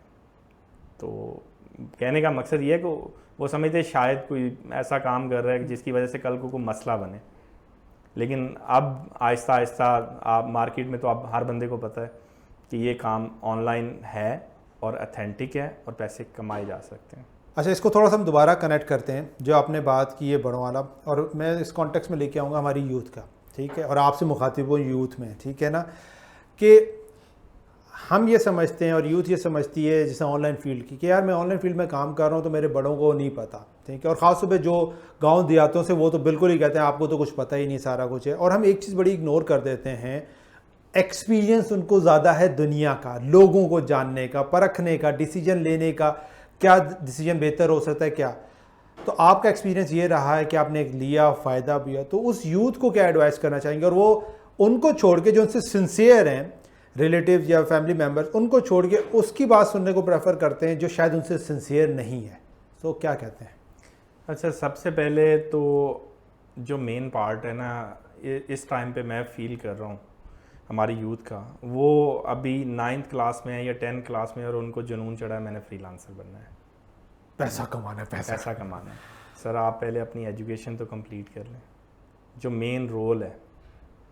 अगर एजुकेशन नहीं है तो आप इंटरनेशनल क्लाइंट से बात कैसे कर सकते हो? इसी को थोड़ा सा ऐड ऑन करते हैं, पढ़ाई तो एजुकेशन तो ख़राब है, यूनिवर्सिटीज़ या कॉलेज या एजुकेशन सिस्टम तो कोई फ़ायदा नहीं दे रहा, तो उसको फिर काउंटर किस तरह करते हैं आप? देखें, मेन जो चीज़ है बातचीत, अगर आप कम्युनिकेशन, अगर आपको वही करनी नहीं आती, एक 9th या 10th के लड़के को आप क्या समझते हैं वो बात कर सकता है? क्या वो उतनी खुल के बात कर सकता है? मुझे टाइम लगा चीज़ों को समझने में, मुझे टाइम लगा कस्टमर के साथ खुल के बात करने में। अब आज आप एक नए बंदे को मेरी जगह पे बिठा दें तो वो तो कंफ्यूज हो जाएगा। कस्टमर ऐसे ऐसे सवाल पूछता है, आप जवाब नहीं दे सकते। एजुकेशन का कम से कम फ़ायदा ये है कि जब आप स्कूल से निकलते हो, कॉलेज में जाते हो, कॉलेज में एक नया माहौल है, फिर कॉलेज से निकल के यूनिवर्सिटी में जाते हो, वहाँ पे आपको एक अलग माहौल मिलता है, ठीक है। आप सीखें, आप मैट्रिक में हैं, आप सीखें, आपके पास जो फ्री टाइम है आप उसमें सीखें। आपका मकसद फिर वही है, पैसा कमाना नहीं होना चाहिए, सीखना होना चाहिए। आप जितना लर्न कर सकते हैं लर्न करें। बड़ी ज़बरदस्त बात की, इसको मैं ऐड ऑन कर देता हूँ ताकि ये एजुकेशनल पार्ट, असल में अब हम ये कह के निकल जाते हैं कि एजुकेशन सेक्टर या एजुकेशन में उस तरह पढ़ाया नहीं जा रहा, हम ये भूल जाते हैं वहाँ पे आपको एक बेसिक इन्फॉर्मेशन नॉलेज दी जा रही जो पहले नहीं थी। आपके पास एडवांटेज ये है कि दुनिया ऑनलाइन आपके पास मौजूद है, आप सेल्फ लर्निंग कितनी करते हैं। अगर आप एक बंदा अगर सेल्फ लर्निंग करेगा तो वो ज़्यादा ग्रो करेगा, एक्सपेंड करेगा। और दूसरा वहाँ पे जो नेटवर्क मिल रहा है, जो कम्युनिकेशन मिल रही है और जो एडवांटेज मिल रहा है, और आपने एक बहुत इंपॉर्टेंट बात की है जिसको एम्फेसाइज करना बहुत ज़रूरी है, वो ये है कि ये जो आपका ग्रेजुएशन तक का पीरियड है इसको पैसा पीछे कर दें, स्किल लर्निंग या अपने आप को ग्रोथ करने के लिए अगर आप चले जाओ, फिर मार्केट में आएंगे तो फिर मार्केट आपको वाह भी करेगी और लेगी भी। Coming back to the point जो हमारा स्टार्ट हो रहा था, जिसको आप शायद कंप्लीट कर रहे थे, एडवाइस वाली जो हम बात कर रहे थे कि पेरेंट्स एडवाइस या फ्रेंड्स की एडवाइस को सुनना चाहिए। अच्छा, पहले तो आप अपना सर्कल देखें, आप किन लोगों में बैठते उठते हैं, क्या उनको इस चीज़ का नॉलेज भी है, उस चीज़ को वेरीफाई करें। अगर हम बात करें अपने बड़ों की तो उनको तो पता ही नहीं है, नहीं पता, ठीक है, लेकिन आप उनके साथ जब अपनी फीलिंग्स शेयर करेंगे ना तो उनको भी खुशी होगी। चलें वो मशवरा नहीं दे सकते, लेकिन आपस में जो खुशी होती है ना, मेरे वालिद साहब थे या मेरी वालदा थी, तो मैं कुछ भी करता था एक्साइटिंग तो मैं बताता था जाके, आज मैंने ये काम किया है, आज मैंने ये प्रोजेक्ट लिया और इसके मुझे इतने पैसे मिलेंगे। मेरे ख्याल से उस पैसे की इतनी खुशी नहीं होती कि जो वालिदैन को बता के और उनके एक्सप्रेशन से होती है, और वो खुश होते थे। आज भी मैं उनको बताता हूँ कि आप वालिद साहब हैं तो मैं उनको जाके बताता हूँ मैंने ये काम किया है, माशाल्लाह आज ये चल रहा है, आज ये चल रहा है। और उनकी जो फीलिंग होती है ना और आगे से जो उनका मशवरा होता है तो वो एक अलग ही है। आपकी जो फीलिंग है ना अंदर से वो एक अलग वो अलग है, ज़बरदस्त हो गया। अच्छा, हम चल रहे थे हायरिंग के ऊपर, और नहीं, तो इसमें एक चीज़ और ज़रूर पड़े। अच्छा, पैसा कमाना तो मकसद नहीं है, पहले सीखना आपका मकसद है, हार्ड वर्किंग ज़रूरी है, क्योंकि कामयाबी अल्लाह की ज़ात ने देनी है। बहुत सारे लोग पढ़े लिखे हैं, मेरे से ज़्यादा पढ़े लिखे हैं, ज़्यादा उनको समझ है मेरे से, लेकिन वो हमारे पास जॉब कर रहे हैं। उसकी वजह क्या है कि आप अगर काम कर रहे हो तो आप सोच रहे हो कि पैसा जो है वो मेरी मेहनत की वजह से आ रहा है, ये आपकी गलत फहमी है। ये बहुत बड़ी गलत है। आपके माँ बाप की दुआएं आपके साथ हैं। अगर आप अपने वालिदैन के नाफरमान हो तो फिर अल्लाह ताला भी आपसे खुश नहीं है। तो सबसे पहले आपने उनको खुश करना है। उनकी दुआएं आपको यहाँ से यहाँ पे ले जाती हैं। सही है, बिल्कुल सही है। यहाँ पे एक और डॉट को कनेक्ट करते हैं। जब नया बंदा हायर करने जा रहे होते हैं तो अगेन वही प्रोसेस होता है कि वर्कलोड ज़्यादा आ रहा है तब हायर करते हैं, नया बंदा कब हायर करते हैं? हम बैकअप में एक बंदा रखते हैं। ओके। कि अगर एक बंदा हमने हायर किया और वो छोड़ के चला गया तो कम से कम वो सारा बर्डन मेरे ऊपर ना आए। उसके पीछे एक बंदा होना चाहिए, उसका असिस्टेंट ही क्यों ना हो। सही है। ताकि अगर एक बंदा किसी एमरजेंसी की वजह से अनअवेलेबल है तो उसके बैकएंड पे दूसरा बंदा अवेलेबल हो। सही है। ये जो आपने बात की थी डेलीगेशन वाली, ये बड़ा मुश्किल काम है। ख़ास तौर पे ये हमारे बुक में भी, रोड मैपर में हमने डिस्कस किया, इनको हम कहते हैं टेक्निकल एंटरप्रेन्योर। पहले टेक्निकल है, फिर मैनेजरल है, फिर विजनरी और फिर ओनरशिप वाला। तो जो टेक्निकल से मैनेजर वाला रोल है ना, जिसमें करना अक्सर क्या होता है, जिस तरह शायद आपकी जर्नी में रहा हो कि काम आपने दिया है वो उस टाइम में हो नहीं पा रहा, तो आप ये कहते हैं यार इसको समझाने के लिए छोड़ो यार मैं काम खुद कर लेता हूँ, तो वापस आप उसी टेक्निकल वाले जोन में आ जाते हैं।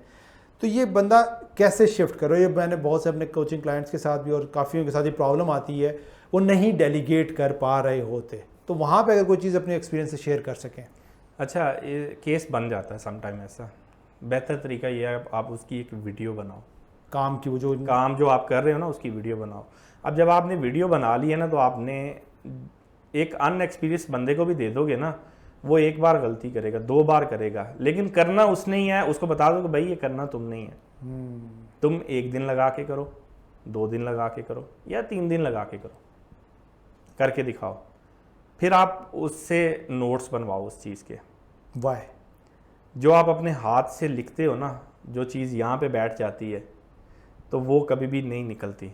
आपने जो रिसर्च की है, जो आपने रिसर्च किया है, आजकल तो चैट जीपीटी आ गया, लेकिन जो आप चीज़ आपने रिसर्च की और उसको आपने अपनी हैंड राइटिंग में नोट कर लिया, वो कभी भी कहीं नहीं जाएगी, वो आपके पास रहेगी। आप बुक निकालोगे उसमें से देख के कर लोगे।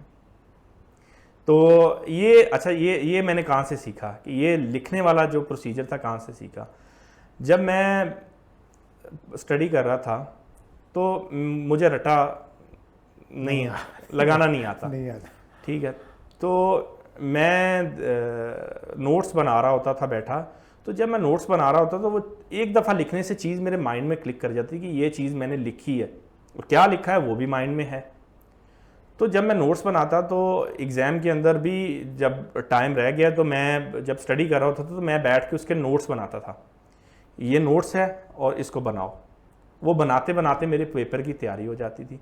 मैं पेपर देने जाता था तो वो सारा बड़े से तरीके से, और वही चीज़ मैंने अपने बिजनेस में इम्प्लीमेंट की। बात आ गई स्टडी की। आप जब स्टडी करते हो ना, आप स्कूल से कॉलेज में गए, कॉलेज से यूनिवर्सिटी में गए, तो आप सीखते हो, कुछ ना कुछ आपकी लाइफ में ऐड ऑन हो जाता है। ठीक है, तो ये चीज़ मैंने अपनी स्टडी से सीखी कि आप जो लिखते हो वो आपको हमेशा याद रहता है। ठीक है, तो वो लिखने वाला जो प्रोसेस था ना, तो वो एक नए बंदे के लिए भी जो है ना, जब वो करता है ना, उसके पास डायरी है, वो लिखता है, तो वो चीज़ उसके माइंड में बैठ जाती है। अच्छा, ये काम मैंने ऐसे करना है।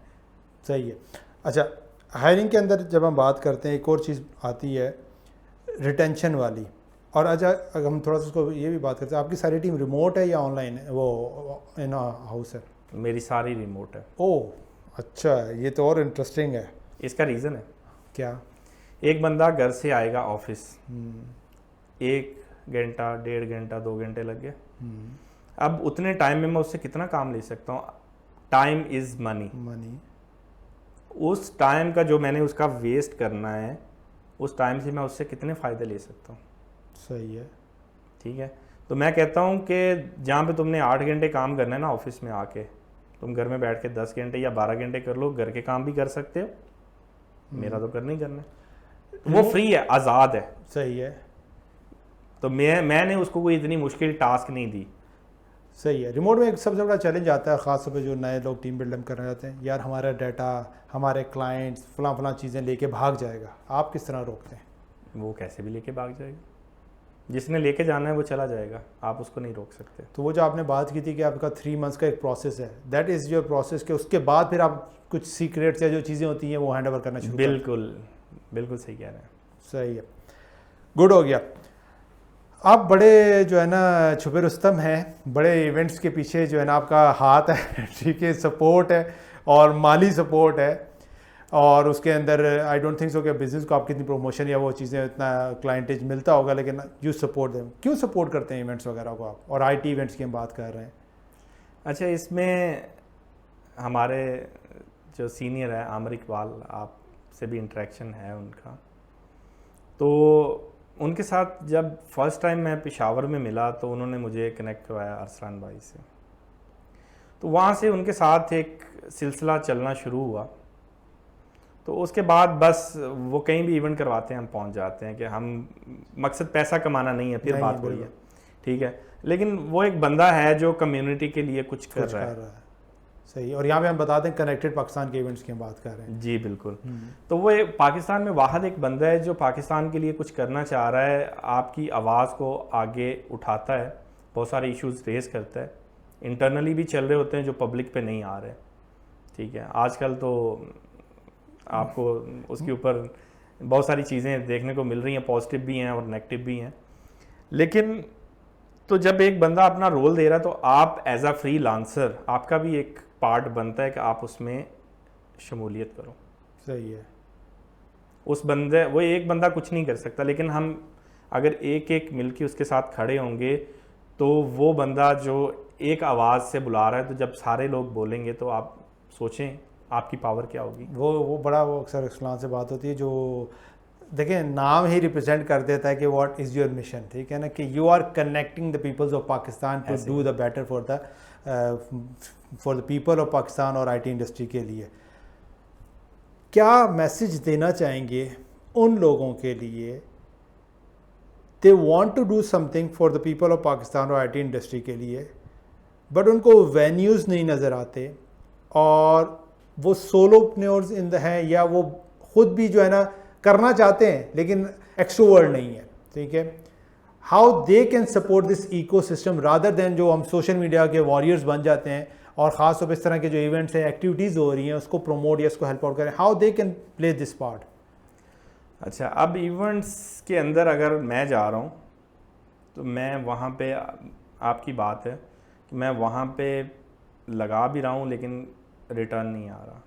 मेरा मकसद है सीखना। तो मैं वहाँ पे जा रहा हूँ कुछ सीखने, मुझे मोटिवेशन मिलती है। और इसी को मैं ऐड ऑन करूँ, इस लेवल पर पहुँच के माशाल्लाह you have achieved a lot, even then वो जो क्यूरियोसिटी, वो जो भूख है कि यार मुझे और सीखना है। सो इसका मतलब आप ये कहना चाह रहे हैं कि ये जो कहा जाता है, ये अजम्पशन है कि इवेंट से कुछ नहीं सीखने का मौका मिलता, आप जब भी जाते हैं यू हैव लर्न समथिंग, ऐसे ही है? ऐसे ही है, मैं बहुत कुछ सीखता हूँ। आज मैं और आप सामने बैठे हैं तो आपसे भी मैं बहुत कुछ सीखा है मैंने, इवेंट्स पे मिले और ठीक है, आपकी बातें सुनी, ठीक है। कम मौका मिलता है आजकल तो आप नज़र नहीं आते, ठीक है, लेकिन हर बंदे का अपना ओपिनियन है, आप उसको सुनो, देखो, उसका अपना एक एक्सपीरियंस है, वो आपके साथ शेयर कर रहे हैं, बस मंजन फरोश नहीं होना चाहिए। सही है। बाकी बहुत सारे बंदे हैं जो बगैर पैसों के भी आपको ट्रांसफॉर्म कर रहे हैं अपना नॉलेज। आप इवेंट्स का हिस्सा भी रहें, सपोर्ट करते रहें, सारा कुछ। उन लोगों के लिए क्या मैसेज है जो कि नेटवर्किंग और इवेंट्स में नहीं जाते हैं? क्या डिफरेंस है कि ऑनलाइन में बैठ के 4 बंदों से कनेक्ट होना और एक ऑफलाइन में जाना है किसी मीटअप में, किसी इवेंट में? क्या मेन डिफरेंस है? उन वो जो कंसर्न आता है कि यार ऑनलाइन मिल लेंगे, ऑनलाइन सवालात हो जाएंगे, वेबिनार अटेंड कर लिया, फिजिकल और किस तरह कंपेयर करते हैं, क्या डिफरेंस है? ऐसे ही है जैसे आप एक रूम में बैठे हुए हैं तो आपको अपनी दीवार और अपना कंप्यूटर नज़र आ रहा है, उसमें एक बंदा आ जाएगा, 2 आ जाएगा, हज़ारों तो नहीं आएंगे। अब ऐसे ही अगर आप पाकिस्तान में बैठे हैं तो आपको सिर्फ पाकिस्तान नज़र आ रहा है, या अगर आप इस्लामाबाद में बैठे हैं तो आपको इस्लामाबाद नज़र आ रहा है। कभी इस्लामाबाद से बाहर भी तो निकल के देखें, कभी पाकिस्तान से बाहर भी तो निकल के देखें दुनिया क्या कर रही है। इवेंट्स ऐसे ही है जैसे आप इवेंट्स में नहीं आ रहे तो आप अपने कमरे में बैठे हुए हैं, सिर्फ आप अपने लैपटॉप तक महदूद हैं। आपके ब्रेन को फ्रेश होना भी ज़रूरी है। काम कर कर के आप बोर हो जाएंगे, क्या करेंगे? आपके अंदर वो जो मोटिवेशन है ना, जो भूख है सीखने की, वो ख़त्म हो जाएगी। और इसी को हम ऐड ऑन करें थोड़ा सा यहाँ पे कि it's not only about the content of the speakers या जो भी आ रहे हैं कि वो टॉपिक, वो तो वन पार्ट है, आई गेस वो 10-25% होगा। असल तो वो उसके बाद की नेटवर्किंग है, जब उससे मिल रहे हैं, पूछ रहे हैं। अच्छा, फिर ऑडियंस में ऐसे लोग बैठे हुए जो चैंपियंस हैं, जब हम उनसे बात करते हैं आप कहते हैं अच्छा यार इस तरह के लोग भी हैं, फलां चीज़ें भी हो रही है। वो जो नेटवर्किंग वो आपको ऑनलाइन नहीं मिल सकती है। सर, बड़े मसले हैं पाकिस्तान में आजकल तो, सही है, और जिससे बात करें वो मसलों की ही बातें करता है। सो बीइंग अ बिज़नेस, और ख़ास तौर पर आईटी का बिज़नेस कर रहे हैं, तो इस रफ पैच के अंदर किस तरीके से सरवाइव किया जाए, बिकॉज होपफुली इंशाल्लाह चीज़ें बेहतर होंगी, तो क्या उनको एडवाइस या सजेशन देंगे जो इस रफ पैच से गुजर रहे हैं?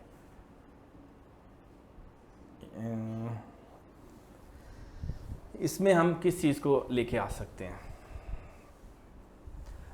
हम बात कर लेते हैं, लेट्स सपोज पेमेंट्स की बात कर लें, ओवरऑल स्ट्रक्चर की बात कर लें, आईटी स्ट्रक्चर की अगर हम बात कर लें, मैं बात कर लेता हूँ, लेट्स सपोज फ्रीलांसर की बात कर लेता हूँ, एजेंसी की बात कर लेता हूँ, सर्विस प्रोवाइडर्स की बात कर लेता हूँ। अब उनको काफ़ी ज़्यादा प्रॉब्लम्स आ रही हैं। अच्छा, अभी रिसेंटली आज या कल की बात है, फाइवर ने पाकिस्तान की प्रोफाइल आउट कर दी है कि आपके पास इंटरनेट नहीं है।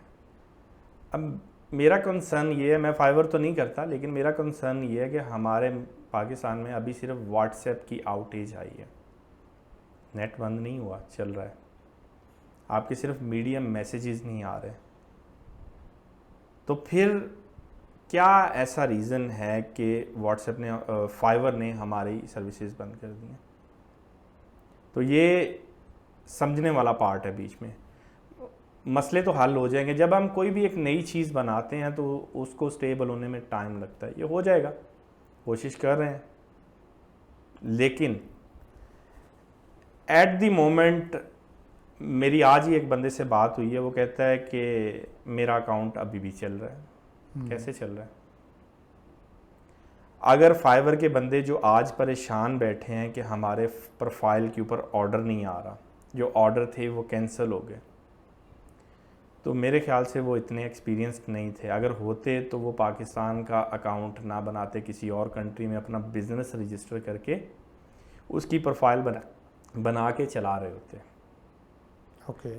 तो मेरी आज जिस बंदे से बात हुई तो मैंने उसको कहा भाई आपके अकाउंट तो बंद हो गए। कहता आपको किसने कहा? हमारे चल रहे हैं। मैंने कहा आपके कैसे चल रहे हैं? उसने कहा हमने दूसरे कंट्री में प्रोफाइल बनाई हुई है। मैंने कहा ये आपको किसने मशवरा दिया? कहता है ये हमने अपने काम से सीखा, रिस्क फैक्टर को कम से कम किया। ठीक है। तो बिज़नेस के अंदर अगर आप कुछ नया नहीं सीख रहे, मैं लर्न ही नहीं कर रहा, तो मेरा बिज़नेस बंद हो जाएगा। नोकिया कितना बड़ा वेंडर था, LG, मोटरोला किधर गए? सही है। और यहाँ पे मैं चाहूँगा कि थोड़ा सा अगर आप शेयर करें, आपकी जर्नी भी स्ट्रेट नहीं रही होगी, होस्टिंग में बड़े चैलेंजेस आए, और जिस टाइम पे आप एंटर हुए तो बड़े जाइंट्स बैठे हुए थे, अभी भी हैं, लेकिन उस टाइम पे जाइंट्स बहुत ज़्यादा थे, और ख़ास तौर पे पाकिस्तान में तो पेनिट्रेशन उस टाइम पे नेट की इतनी ज़्यादा भी नहीं थी। तो वो जो चैलेंजेस थे, जो रफ ऐसी रातें आई हैं कि रात को नींद भी नहीं आई है और चीज़ें ऊपर नीचे होती रही हैं? ऐसा टाइम भी आया कि हम सो के उठे और पता चला कि एक कंप्यूटर में प्रॉब्लम आ गई है, सर्वर पे आपके सर्वर के ऊपर प्रॉब्लम आ गई है। तो बात यह है कि सपोर्ट की अगर हम बात करें, मैं वो भी ऐड ऑन करूँगा कि आप कहते हैं कि वेबसाइट डाउन हो गई, आप सपोर्ट नहीं दे रहे। हमारा कोई ऐसा मसला बनता है तो हम सारी टीम को एक्टिव कर देते हैं। अच्छा। कोई कॉल मिस नहीं होनी चाहिए, कोई लाइव चैट मिस नहीं होनी चाहिए, कोई व्हाट्सएप क्यूरी मिस नहीं होनी चाहिए। उनको बताओ मसला बना है, हम बैठे हैं, हमारी टीम काम कर रही है इसको रिकवर करने के ऊपर। ये नहीं है कि आप नंबर बंद कर दो। अगर आपने नंबर बंद कर दिया तो क्या होगा? तो वो आपको बैड रिव्यू मिलने शुरू हो जाएंगे। जी जनाब, तो रोड मैपर बुक आपने पढ़ ली है, या ऑडियो बुक सुन ली है, या वीडियो बुक की जो सीरीज़ है उसको वॉच कर ली है, फिर भी कुछ सवालात हैं, फिर भी कुछ कन्फ्यूजन है, फिर भी not able to take the right steps towards your goal, or not able to implement the roadmap properly, simply visit roadmapper.com, www.roadmapper.com/consultation, वहाँ पे कंसल्टेशन कॉल बुक करें और मैं आपके साथ बैठूंगा, 1-to-1 बैठूंगा और आपके रोड मैप के ड्राफ्ट को और आपके रोड मैप को ट्वीक करने में, उसको ऑडिट करने में, उसको इम्प्रूव करने में आपकी इंशाल्लाह ताला हेल्प आउट करूंगा। अब चलते हैं वापस पॉडकास्ट की तरफ। बिल्कुल सही कह रहा हूँ, ये चीज़ हमने नोट किया, अक्सर क्लाइंट्स के साथ उनके पास इनकम स्टेटमेंट ही नहीं होती कि पैसा कहाँ आ रहा है, कहाँ जा रहा है। और जब उसी को जब हम डिटेल में ज़्यादा पता चलता है, जनाब ये तो फजूल के एक्सपेंसेस किए हुए, हर तरह की मेंबरशिप या सब्सक्रिप्शन ली हुई है जिसकी ज़रूरत ही नहीं है। उस टाइम पे शायद क्लाइंट थे, अब नहीं है। तो वही जो आपने बात की बड़ा इंपॉर्टेंट और जो सबक आप सबके लिए, अपने बिजनेस का ऑडिट करना कि ज़रूरी है कि क्या चीज़ वर्कआउट कर रही है, क्या नहीं वर्कआउट कर रही है, और उसके हिसाब से फिर डिसीजन लेने। अगेन बातें हमारी ख़त्म नहीं होंगी, बहुत डीप हम जा सकते हैं और आई होप कि काफ़ी कुछ सीखने का मौका मिला होगा। जाने से पहले 1-2 सवालात हैं। पहला तो सवाल ये है खुर्रम भाई कि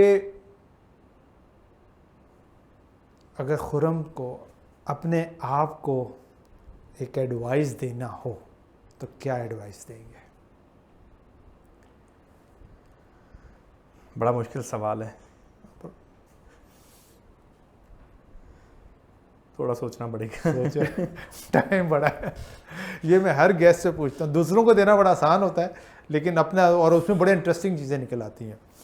सोचें जब तक चले, हम दूसरी चीज़ पे भी रिकॉल करते हैं और वो ये है कि एनीथिंग एल्स जो कोई रह गई और कोई ऐसी चीज़ जो आप शेयर करना चाहते हो जिससे ऑडियंस का जो आपके जहन में हो तो ज़रूर वो भी शेयर करें। फिर जब तक मेरे ख्याल से हम वापस दूसरे सवाल पे वापस आएंगे। दोनों सवाल आपने मुश्किल सवाल सारे एंड पे रखे हुए हैं। अच्छा, मुश्किल चलें, अच्छा है, सही है। चीज़ें देखिए शेयर करने के लिए तो काफ़ी कुछ है, लेकिन फिर वो कोई एक एडवाइस इनके लिए अगर देना चाहें। इंटरनेट की दुनिया में कुछ भी शॉर्टकट नहीं है। रियल पैसा कमाना बहुत मुश्किल है, ये आप भी जानते हैं और ये मैं भी जानता हूँ। वरना फॉर्च्यूनर, किया स्पोर्टेज आपके घर में भी खड़ी हो सकती है अगर आपने शॉर्ट तरीके से पैसा कमाया है, छक्का मारा जिसको कहते हैं ना, लेकिन उसमें पेट्रोल डलवाने के पैसे नहीं होंगे। क्या रीज़न है? आपने शॉर्टकट मारा था, आपने गलत गाइड किया था कस्टमर को, पैसा तो मिल गया, क्लाइंट भी मिल गया, लेकिन कब तक चलेगा? क्या लॉन्ग टर्म आपने रिलेशन बनाया उसके साथ, या सिर्फ आपने अपनी फॉर्च्यूनर के पैसे निकाले? 13 साल हो गए हैं मुझे इस फील्ड के अंदर। एक वो बंदा जिसके पास साइकिल भी नहीं था, अल्हम्दुलिल्लाह गाड़ी है, लेकिन फॉर्च्यूनर नहीं है। क्या रीज़न है? हर चीज़ का पता होने के बावजूद हक हलाल का पैसा जो है ना कमाना बड़ा मुश्किल है, लेकिन कम होता है, लॉन्ग टर्म चलता है और सुकून भी देता है। सुकून से मैं एक बात करूँगा, पैसा हर बंदा कमाता है लेकिन सुकून नहीं है उसके पास। अल्हम्दुलिल्लाह 10 से 12 घंटे की नींद है मेरी। 16 घंटे मैं काम करता हूँ लेकिन उसमें 10-12 घंटे की नींद है मेरी। और तभी आती है जब बंदे को सुकून होता है, जब आप सुकून में हो। अब वो 16 घंटे में से 12 घंटे कैसे निकालता हूँ?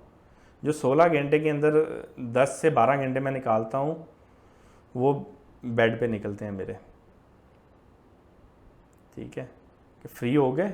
अगर अच्छा आप एक जगह पे फंस गए हैं तो छोड़ दो उसको, बेड पे जाओ, माइंड फ्रेश करो, बाहर जाओ, फ्रेश एयर लो, वापस आके बैठोगे तो वो काम मिनटों में हो जाएगा। ठीक है। अक्सर हम डेवलपर हैं तो काम करते करते मॉर्निंग हो जाती है। नमाज़ पढ़ो, नमाज़ पढ़ते पढ़ते आपको पता है कि हमारी नमाज तो जैसी है तो हमारा ध्यान किसी और जगह पे चला जाता है, और जो मॉर्निंग में आपको नॉलेज मिलता है ना उसका मुकाबला नहीं है। जो काम आप पिछले 3 दिन से नहीं कर सकते वो कभी कभी 5 मिनट में हो जाता है। सही कह रहा। तो एडवाइस मेरी यही है कि शॉर्टकट फिर कोई नहीं है, बस मेहनत करो। इज़्ज़त और रिज़्क अल्लाह ताला ने देना। अगर आपकी किस्मत में लिखा है तो आपको उसके पीछे भागने की ज़रूरत नहीं है। अगर एक बंदा चला गया, वो उसको पता है कि ये बंदा मेरे साथ लॉयल था, वो वापस भी आ जाएगा। मैं अपने वेंडर्स को पेमेंट करता हूँ, मैं उनको कहता हूँ ये मेरा हिसाब है, आप इसको चेक कर लो। कहते हैं आपने किया होगा, ठीक ही होगा। मैं कहता हूँ नहीं, आप एक दफ़ा इसको चेक करो। वो चेक कर लेते हैं। अब मैंने भी चेक कर लिया, उसने भी चेक कर लिया, मेरे बाद मेरी टीम ने भी चेक करना है। समटाइम होता है आपको चीज़ नहीं लिखते, भूल गई, सही बात है। उसमें से पैसे निकल आए। अब वो पैसे मैं उसको ना बताऊं, मेरा तो हिसाब क्लियर है। मैं उसको बताता हूं कि ये मेरे से रह गया, तो ये मैंने आपको देने हैं। अब उतने पैसों से मैं अमीर नहीं हो सकता, या मैं पैसे सारी ज़िंदगी बैठ के नहीं खा सकता। तो अगर एक बंदा आपके ऊपर भरोसा कर रहा है तो उस भरोसे को कायम रखें, तोड़े नहीं। अच्छा, कभी कभी हिसाब करते हुए ना वेंडर कहता है दोबारा आप करो, कैलकुलेशन करो। तो जब हम करने बैठते हैं तो कभी कभी उसकी तरफ भी पैसे निकल आते हैं ज़्यादा। तो गलती दोनों तरफ से हो सकती है, इंसान है। लेकिन कोशिश करो कि अगर आपने किसी का हक नहीं मारना, आज नहीं तो कल अगले जहान में तो जाके आपने अगले बंदे को रिटर्न करने। गेम यही है कि बंदा अगर लॉन्ग टर्म के एंगल से देखे तो ना तो उसके जहन में लालच आएगी, ना धोखा आएगा। उसको पता है कि भाई ये आर्जी है, और अगर मैं सच्चाई के साथ दयानतदारी से काम करूँगा तो ग्रोथ होगा। अगेन जाते जाते वो लास्ट सवाल रहता है खुरम को अपने आप को अगर एक एडवाइस देनी हो तो क्या मशवरा देंगे?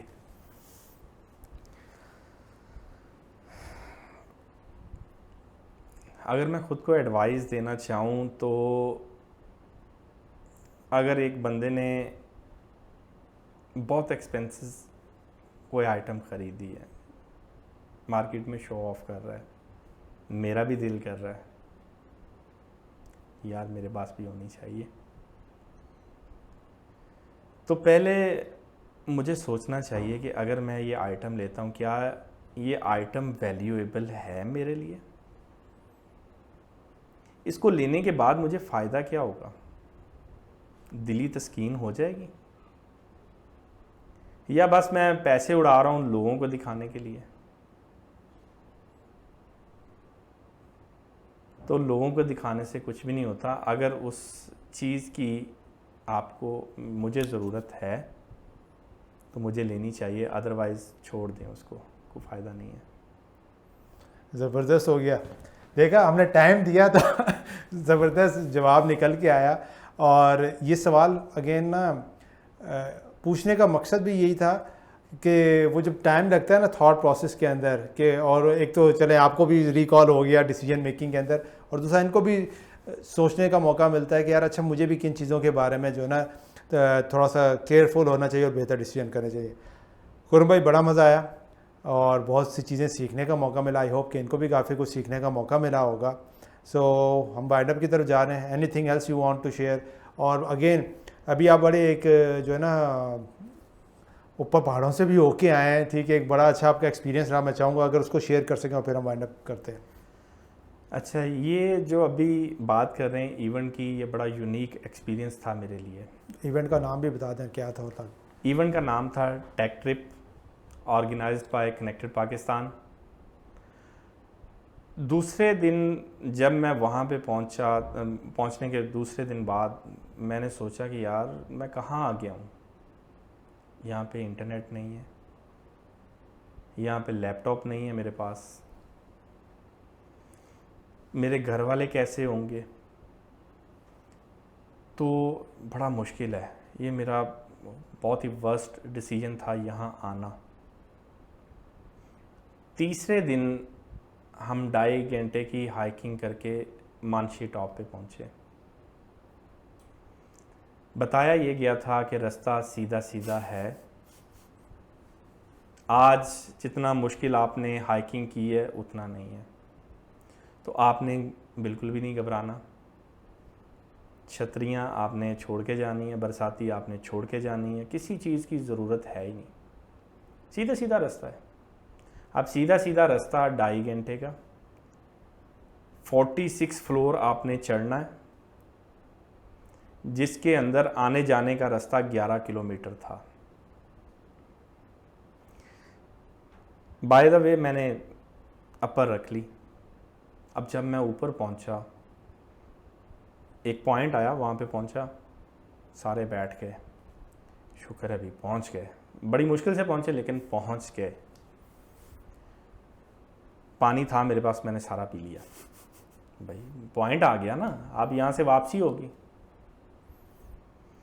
अब मेरे साथ गुलाम मोहुद्दीन था, उसकी तबीयत अचानक ख़राब होगी तो वो मेरे साथ नहीं जा सका।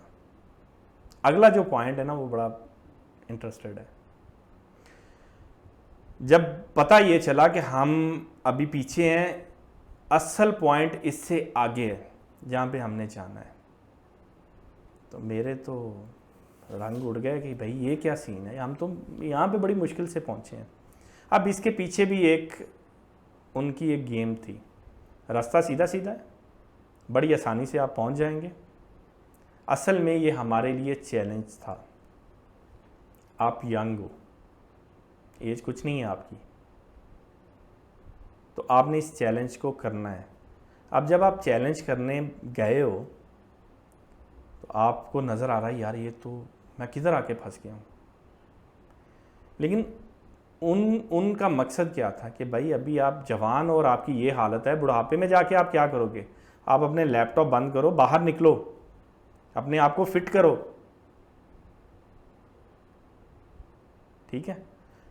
खैर वहाँ से आगे जाने के लिए मैं सबसे पहले निकल पड़ा कि भाई आगे पहुँचना है, तो अब मैंने तो आराम आराम से सफ़र करना था, निकल पड़ा।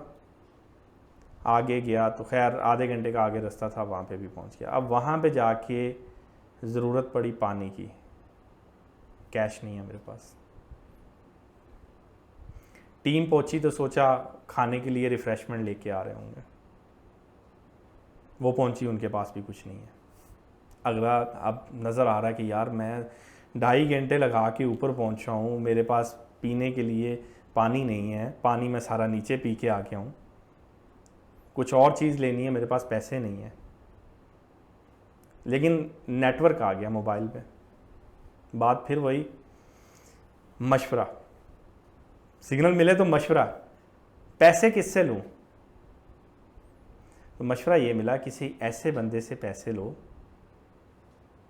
जो तुम्हारे ना तो लेवल का हो, ना तुम्हारे से ऊपर हो, तुमसे नीचे हो, तुम्हारी इज्जत करने वाला हो। वो कहीं से भी अरेंज करके देगा तुम्हें। फ़ोन बंद किया, फ़ौरन बंदा ढूंढा, पास किया, यार पैसे मिल जाएंगे, कितने चाहिए? 1000 रुपये। उसके पास भी पैसे नहीं है, पूछ रहा है कितने चाहिए? 5 मिनट दें, अभी आया। गया, कहाँ से पैसे अरेंज करके लेके आया? कहता ये नहीं सर। खैर पानी पिया, चाय पी, पकोड़े खाए। खाने के बाद अब टेंशन ये कि ये तो कर लिया, अब इस बंदे को वापस करने हैं। सबसे पहले फिर वापस दौड़ लगा दी, ठीक है। तो वहाँ पे जाके मैंने सीखा कि कुछ भी नहीं हो ना तो हिम्मत नहीं हारनी आपने। अगर आप हिम्मत हार जाएंगे, तो अगर मैं हिम्मत हार जाता तो मैं सबसे पहले उस जगह पे ना पहुंचता। वहाँ पे पहुंचने के बाद जो मैंने सीखा, पैसे नहीं थे ना, तो भूख इंसान को बहुत कुछ सिखा देती है। तो वहाँ पे मुझे एक नया लेसन मिला। और ये घर लैपटॉप पे बैठ के कभी ये आपको नहीं मिल सकता था। नहीं मिल सकते थे। और अपने आप को भी जानने का मौका मिला कि यार मेरी अपनी फिजिकल कैपेसिटी है, क्या कुछ है। मतलब मैं एक कंपनी का ऑनर, ठीक है, जिसको कोई भी चीज़ ख़रीदनी हो उसके लिए अल्हम्दुलिल्लाह को मुश्किल नहीं है। कोई चीज़ खाने को दिल कर रहा है, मुश्किल नहीं है। लेकिन वो एक ऐसे पॉइंट के ऊपर खड़ा हुआ है कि उसके पास कुछ भी नहीं है, खाली हाथ है, पानी तक नहीं है पीने के लिए, और वो सोच रहा है अब मैं क्या करूं। अच्छा, अब मैंने अपने से छोटे बंदे से पैसे मांगे, क्या मैं इज्जत या कद में उससे छोटा हो गया?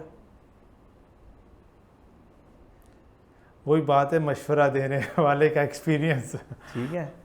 तो अगर आप किसी भी इवेंट में जाते हैं, आप बहुत बड़े फ्रीलांसर हैं, गुरु हैं, नॉलेज है आपके पास, तो आप अगर अपने किसी छोटे से पूछो ना कि भाई तुम्हें ये चीज़ आती है, हम अब शर्मिंदगी समझते हैं, यार मैं ये बंदा मेरे से नीचे है या इसको कुछ नहीं आता, मैं इससे पूछूंगा शायद मेरा कद छोटा हो जाए। छोटा नहीं होता।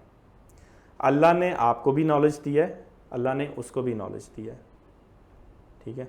तो मे भी जो चीज़ आपके पास है वो उसके पास नहीं है, और जो उसके पास है वो आपके पास नहीं है। और अल्लाह ताला ने कायनात को बनाया हुआ है, अगर सारे काम एक बंदा ही कर लेगा तो फिर किसी दूसरे की ज़रूरत ही नहीं है। माशाल्लाह आप अपनी फील्ड में एक्सपर्ट हैं, मैं अपनी फील्ड में एक्सपर्ट हूँ, हम दोनों को एक दूसरे की ज़रूरत है। ज़बरदस्त। तो मैंने वो चीज़ सीखी कि पैसे चाहिए थे तो मैंने उससे मांगे, रिटर्न भी किए, लेकिन उससे मेरा कद छोटा नहीं हुआ। तो जब आप किसी से नॉलेज के लिए किसी से सवाल करते हो तो ये आपका उसमें कद छोटा नहीं होगा, वो चाहे आपका जूनियर है। मैं अपने स्टाफ से बहुत सारी चीज़ें सीखता हूँ, मैं डायरेक्टली उनको बोलता हूँ ये चीज़ मुझे बताओ, मुझे नहीं पता, तुमने कैसे की। उनके एक्सपीरियंस से मेरे नॉलेज में इजाफा होता है, और नॉलेज में आपके इजाफा ऐसे ही होता है जब आप कुछ अगले बंदे को देते हो ना, तो 10 बंदे अगर आपके सामने बैठे हैं वो बताएंगे सर ऐसे नहीं, आप गलत कर रहे हो, आप ऐसे करो, आपके नॉलेज में इजाफा होगा। और मेरे नॉलेज में इजाफा होने का सबसे बड़ा जो रीज़न है ना वो यही है कि मैंने लोगों से सीखा है, अपना नॉलेज उनके साथ शेयर करने के बाद उन्होंने मुझे बहुत कुछ सिखाया है। और जब आप किसी के साथ नॉलेज शेयर करते हो, नॉलेज कम नहीं होता, बढ़ता है। और यही आई थिंक कि जो अभी हम जिस इवेंट की बात कर रहे हैं उधर आपको बहुत ज़्यादा चीज़ें सीखने का मौका मिले, और जो आप अपडेट भी कर रहे थे कि यार आप लिमिटेड लोग थे, टाइम बहुत ज़्यादा था, गैजेट चल नहीं रहे थे, सिग्नल नहीं थे, तो एक दूसरे से बात करने का ही मौका मिला और वहाँ पे नेटवर्किंग बड़ी सॉलिड। अब यूनिक एक्सपीरियंस ये था कि हमने अगर किसी को बुलाना था तो जाके उसको बुलाते थे, वो घंटी नहीं बजाते थे।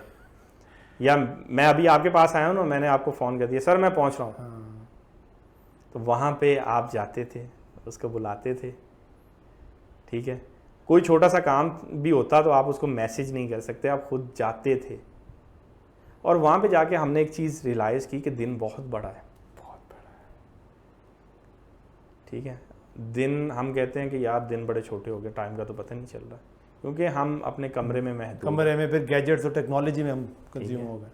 तो वहाँ पे जाके मैंने बहुत सारे नए दोस्त बनाए, और मेरे ख्याल से हर बंदे को मैंने अपना पैगाम पहुँचाया और हर बंदे का सुना। 170 लोग थे हम, 170 बंदों ने अपने आप को इंट्रोड्यूस करवाया। टाइम की किल्लत नहीं थी आपके पास, रात हो रही है, घर जाना है। तो जब आपने 170 बंदों को सुना, अपने आप को इंट्रोड्यूस करवाया, तो जो नेटवर्किंग हम लोगों ने वहाँ पे की, मैंने आज तक किसी इवेंट में नहीं की। और चलते फिरते हम नेटवर्किंग कर रहे थे, ऐसे बंदों को दोस्त बनाया जिनको आज तक मैं इवेंट में नहीं बना सका। बहुत सारे बंदे ऐसे भी थे जो पहले भी मुलाकात हुई थी, लेकिन हम इतना क्लोज नहीं थे जितना वहाँ पे जाके हुए।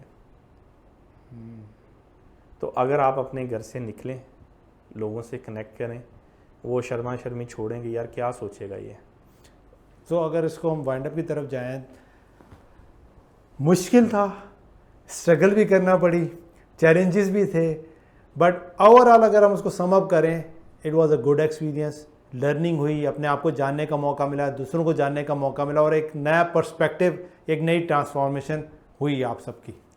एट दी एंड के एक जो मैं सोच रहा था कि मेरा वर्स्ट एक्सपीरियंस है यहाँ पे आके, तो वापस आके पता चला नहीं, जो हम लोगों ने वहाँ पे सीखा, जो माहौल था, वो आज तक दोबारा शायद ज़िंदगी रही तो मैं दोबारा जाऊँगा यही एक्सपीरियंस करने। ठीक है जनाब, तो आपको इवेंट के बारे में काफ़ी चीज़ें पता चल गई हैं। आई होप कि नेक्स्ट इवेंट में आप भी जाएंगे, मैं भी इंशाल्लाह ताला ज्वाइन करूँगा। खुर्रम भाई, वो सवाल एक और रह गया था, कोई एक मशवरा है, कोई और चीज़ लास्ट में आप जो मिस है रहना, कुछ कहना चाहते हैं तो इट्स अप टू यू। अच्छा, अभी हम सब परेशान हैं कि हमारा व्हाट्सएप नहीं चल रहा, फाइवर ने हमारी प्रोफाइल आउट कर दी है। तो मैं पाकिस्तान गवर्नमेंट से कहना चाहता हूँ कि ये मसले तो हल हो ही जाएंगे। हमारी इंडस्ट्री के अंदर सबसे जो इम्पोर्टेंट चीज़ है वो है हार्डवेयर, कंप्यूटर। कम से कम इसके ऊपर टैक्स ख़त्म करें। हम नए नहीं भी ले रहे, कम से कम पुराने जो आ रहे हैं हार्डवेयर हमारे पास, उसके ऊपर टैक्स बहुत ज़्यादा है। हमारे जो इंटरनेट के मसले हैं उनको अच्छा करें, ताकि जो पैसा हम बाहर भेज रहे हैं वो पाकिस्तान के अंदर रखें। अभी भी हमारा जो मकसद है वो यही है कि हमारे जो बच्चे हैं या हमारे जो सीनियर हैं, जो हमारे दोस्त हैं, वो महंगी होस्टिंग बाहर से ख़रीदते हैं, उनको सपोर्ट भी वैसी नहीं मिलती, और वो सारा डॉलर हमारा बाहर सारा हमारा वो, हम अगर $7 पाकिस्तानी 2000 रुपये में होस्टिंग दे रहे हैं तो बाहर की कोई भी कंपनी इतने पैसों में, कम पैसों में वो होस्टिंग नहीं देगी। तो वो अगर $50 की होस्टिंग बाहर से ख़रीद रहा है, एक बंदा ख़रीद रहा है, तो आजकल तो सारा बिज़नेस मॉडल ही ई कॉमर्स की तरफ जा रहा है। तो आप सोचें कितने लोग पैसे बाहर बेच रहे हैं। अगर आप इंटरनेट अच्छा करें, पाकिस्तान के अंदर जो बाहर की कंपनीज़ हैं उनको आने दें, ताकि वो यहाँ पे डाटा सेंटर बना सकें, अपना हार्डवेयर डिप्लॉय कर सकें। इससे हमारे मुल्क का जो पैसा बाहर जा रहा है वो पाकिस्तान में रुकेगा। अभी भी हम कुछ हद तक कोशिश कर रहे हैं कि जितनी हम सर्विस पाकिस्तान में बेचें। इसका मकसद ये नहीं है, मैं अपने आप को नहीं कह रहा, जितनी भी पाकिस्तान के अंदर होस्टिंग कंपनीज चल रही हैं वो कम पैसों में अच्छी सर्विस दे रही हैं, कम से कम जो डॉलर बाहर जा रहा है उसको रोक रही हैं। अब एक बंदे ने $50 की होस्टिंग ख़रीदी और आप इसको मल्टीप्लाई कर दें 100 बंदों के साथ, $5000। और अगर एक होस्टिंग प्रोवाइडर 100 बंदों को होस्टिंग दे रहा है ना, बल्कि 300 बंदों को भी होस्टिंग दे रहा है, तो उसकी कॉस्ट इससे आधी से भी कम है। वो इतना पैसा बचा रहा है आपका। ये भी एक इंडस्ट्री है, लाइक आपकी टेक्सटाइल इंडस्ट्री है या कोई भी इंडस्ट्री आप ले लें, तो ये भी एक इंडस्ट्री है। ये भी आपकी मुल्क के लिए काम कर रहे हैं, आपके पैसे बचा रहे हैं जो बाहर जा रहे हैं, उस करेंसी को पाकिस्तान में ही रख रहे हैं और वहाँ से ग्रो करने में हेल्प आउट कर रहे हैं, और ग्रो करने में हेल्प आउट कर रहे हैं। तो मैसेज यही है कि आप टैक्स कम करें इंपोर्ट के ऊपर जो हार्डवेयर आ रहा है, ताकि सस्ते में मिले और हर बच्चा फ्रीलांसिंग की तरफ जा सके। इसके अलावा इंटरनेट अच्छा करें, ताकि ये जो अभी मसला बना हुआ है, एक बहुत बड़ा हाथ है फ्रीलांसर का पाकिस्तान में रेमिटेंस लेके आने में। बिल्कुल। तो अगर ये मसले मसाइल ऐसे ही चलते रहे तो ये ना हो हमने बड़ी मुश्किल से यहाँ पे अपनी जगह बनाई है। गोरों को किक करवाने में टाइम नहीं लगेगा। जैसे अभी उन्होंने हमारी गिग्स आउट की हैं, तो हमारी प्रोफाइल को बैन करने में भी या पूरे कंट्री को उस साइड पे लेके जाने में उनको टाइम नहीं लगेगा। वो तो ढूंढते हैं, रीज़न ढूंढते हैं कि जनाब ये काम किया जाए। फ्रीलांसर बड़ी मुश्किल से पैसा कमाते हैं सर। कम से कम जो पैसा वो पाकिस्तान लेके आ रहे हैं, रेट तो अच्छा दें। जो पैसे उन्होंने बाहर रखे हुए हैं वो पाकिस्तान लेके आए। अगर बाहर की बैंकों में पड़े हुए हैं, आपका कोई फ़ायदा नहीं हो रहा। थोड़ा सा आप लोगों को भी इसके ऊपर सोचना पड़ेगा। आप हमसे सीनियर हैं माशाल्लाह, आप हमारे से ज़्यादा लोगों के साथ आपका इंटरेक्शन है, आप बेहतर जानते हैं क्या फ़ैसला करना है, लेकिन थोड़ा सा बच्चों के बारे में भी सोचें। ये वो बच्चे हैं जो बाहर से पैसा पाकिस्तान लेके आ रहे हैं और दिन रात एक कर देते हैं पैसा कमाने के लिए। अपनी नींद उन्होंने कंप्रोमाइज़ कर दी, अपनी सेहत कंप्रोमाइज़ कर दी, पेट निकले हुए हैं हमारे, डार्क सर्कल पड़े हुए हैं, हेल्थ बिल्कुल डाउन हो चुकी है। ठीक बिल्कुल सही कह है, रहे हैं। स्टेमिना नहीं है कि हम फिजिकल एक्टिविटी कर सकें। टाइम नहीं है हमारे पास, हमारे पास अपने फ्रेंड्स के लिए टाइम नहीं है। और बहुत सी फैमिलीज डिपेंडेंट हैं इन सारी सोर्सेज के ऊपर। ठीक है, तो हम वसीला बने हुए हैं। ये ना करें कि एक गरीब का बच्चा गरीब ही मर जाए। अगर वो कुछ कर रहा है तो वो अपने लिए नहीं कर रहा है, इस मुल्क के लिए भी कर रहा है। बिल्कुल। पैसा सिर्फ हमें नहीं मिल रहा, इस मुल्क का नाम भी रोशन हो रहा है कि पाकिस्तान की टेक भी ऊपर जा रही है।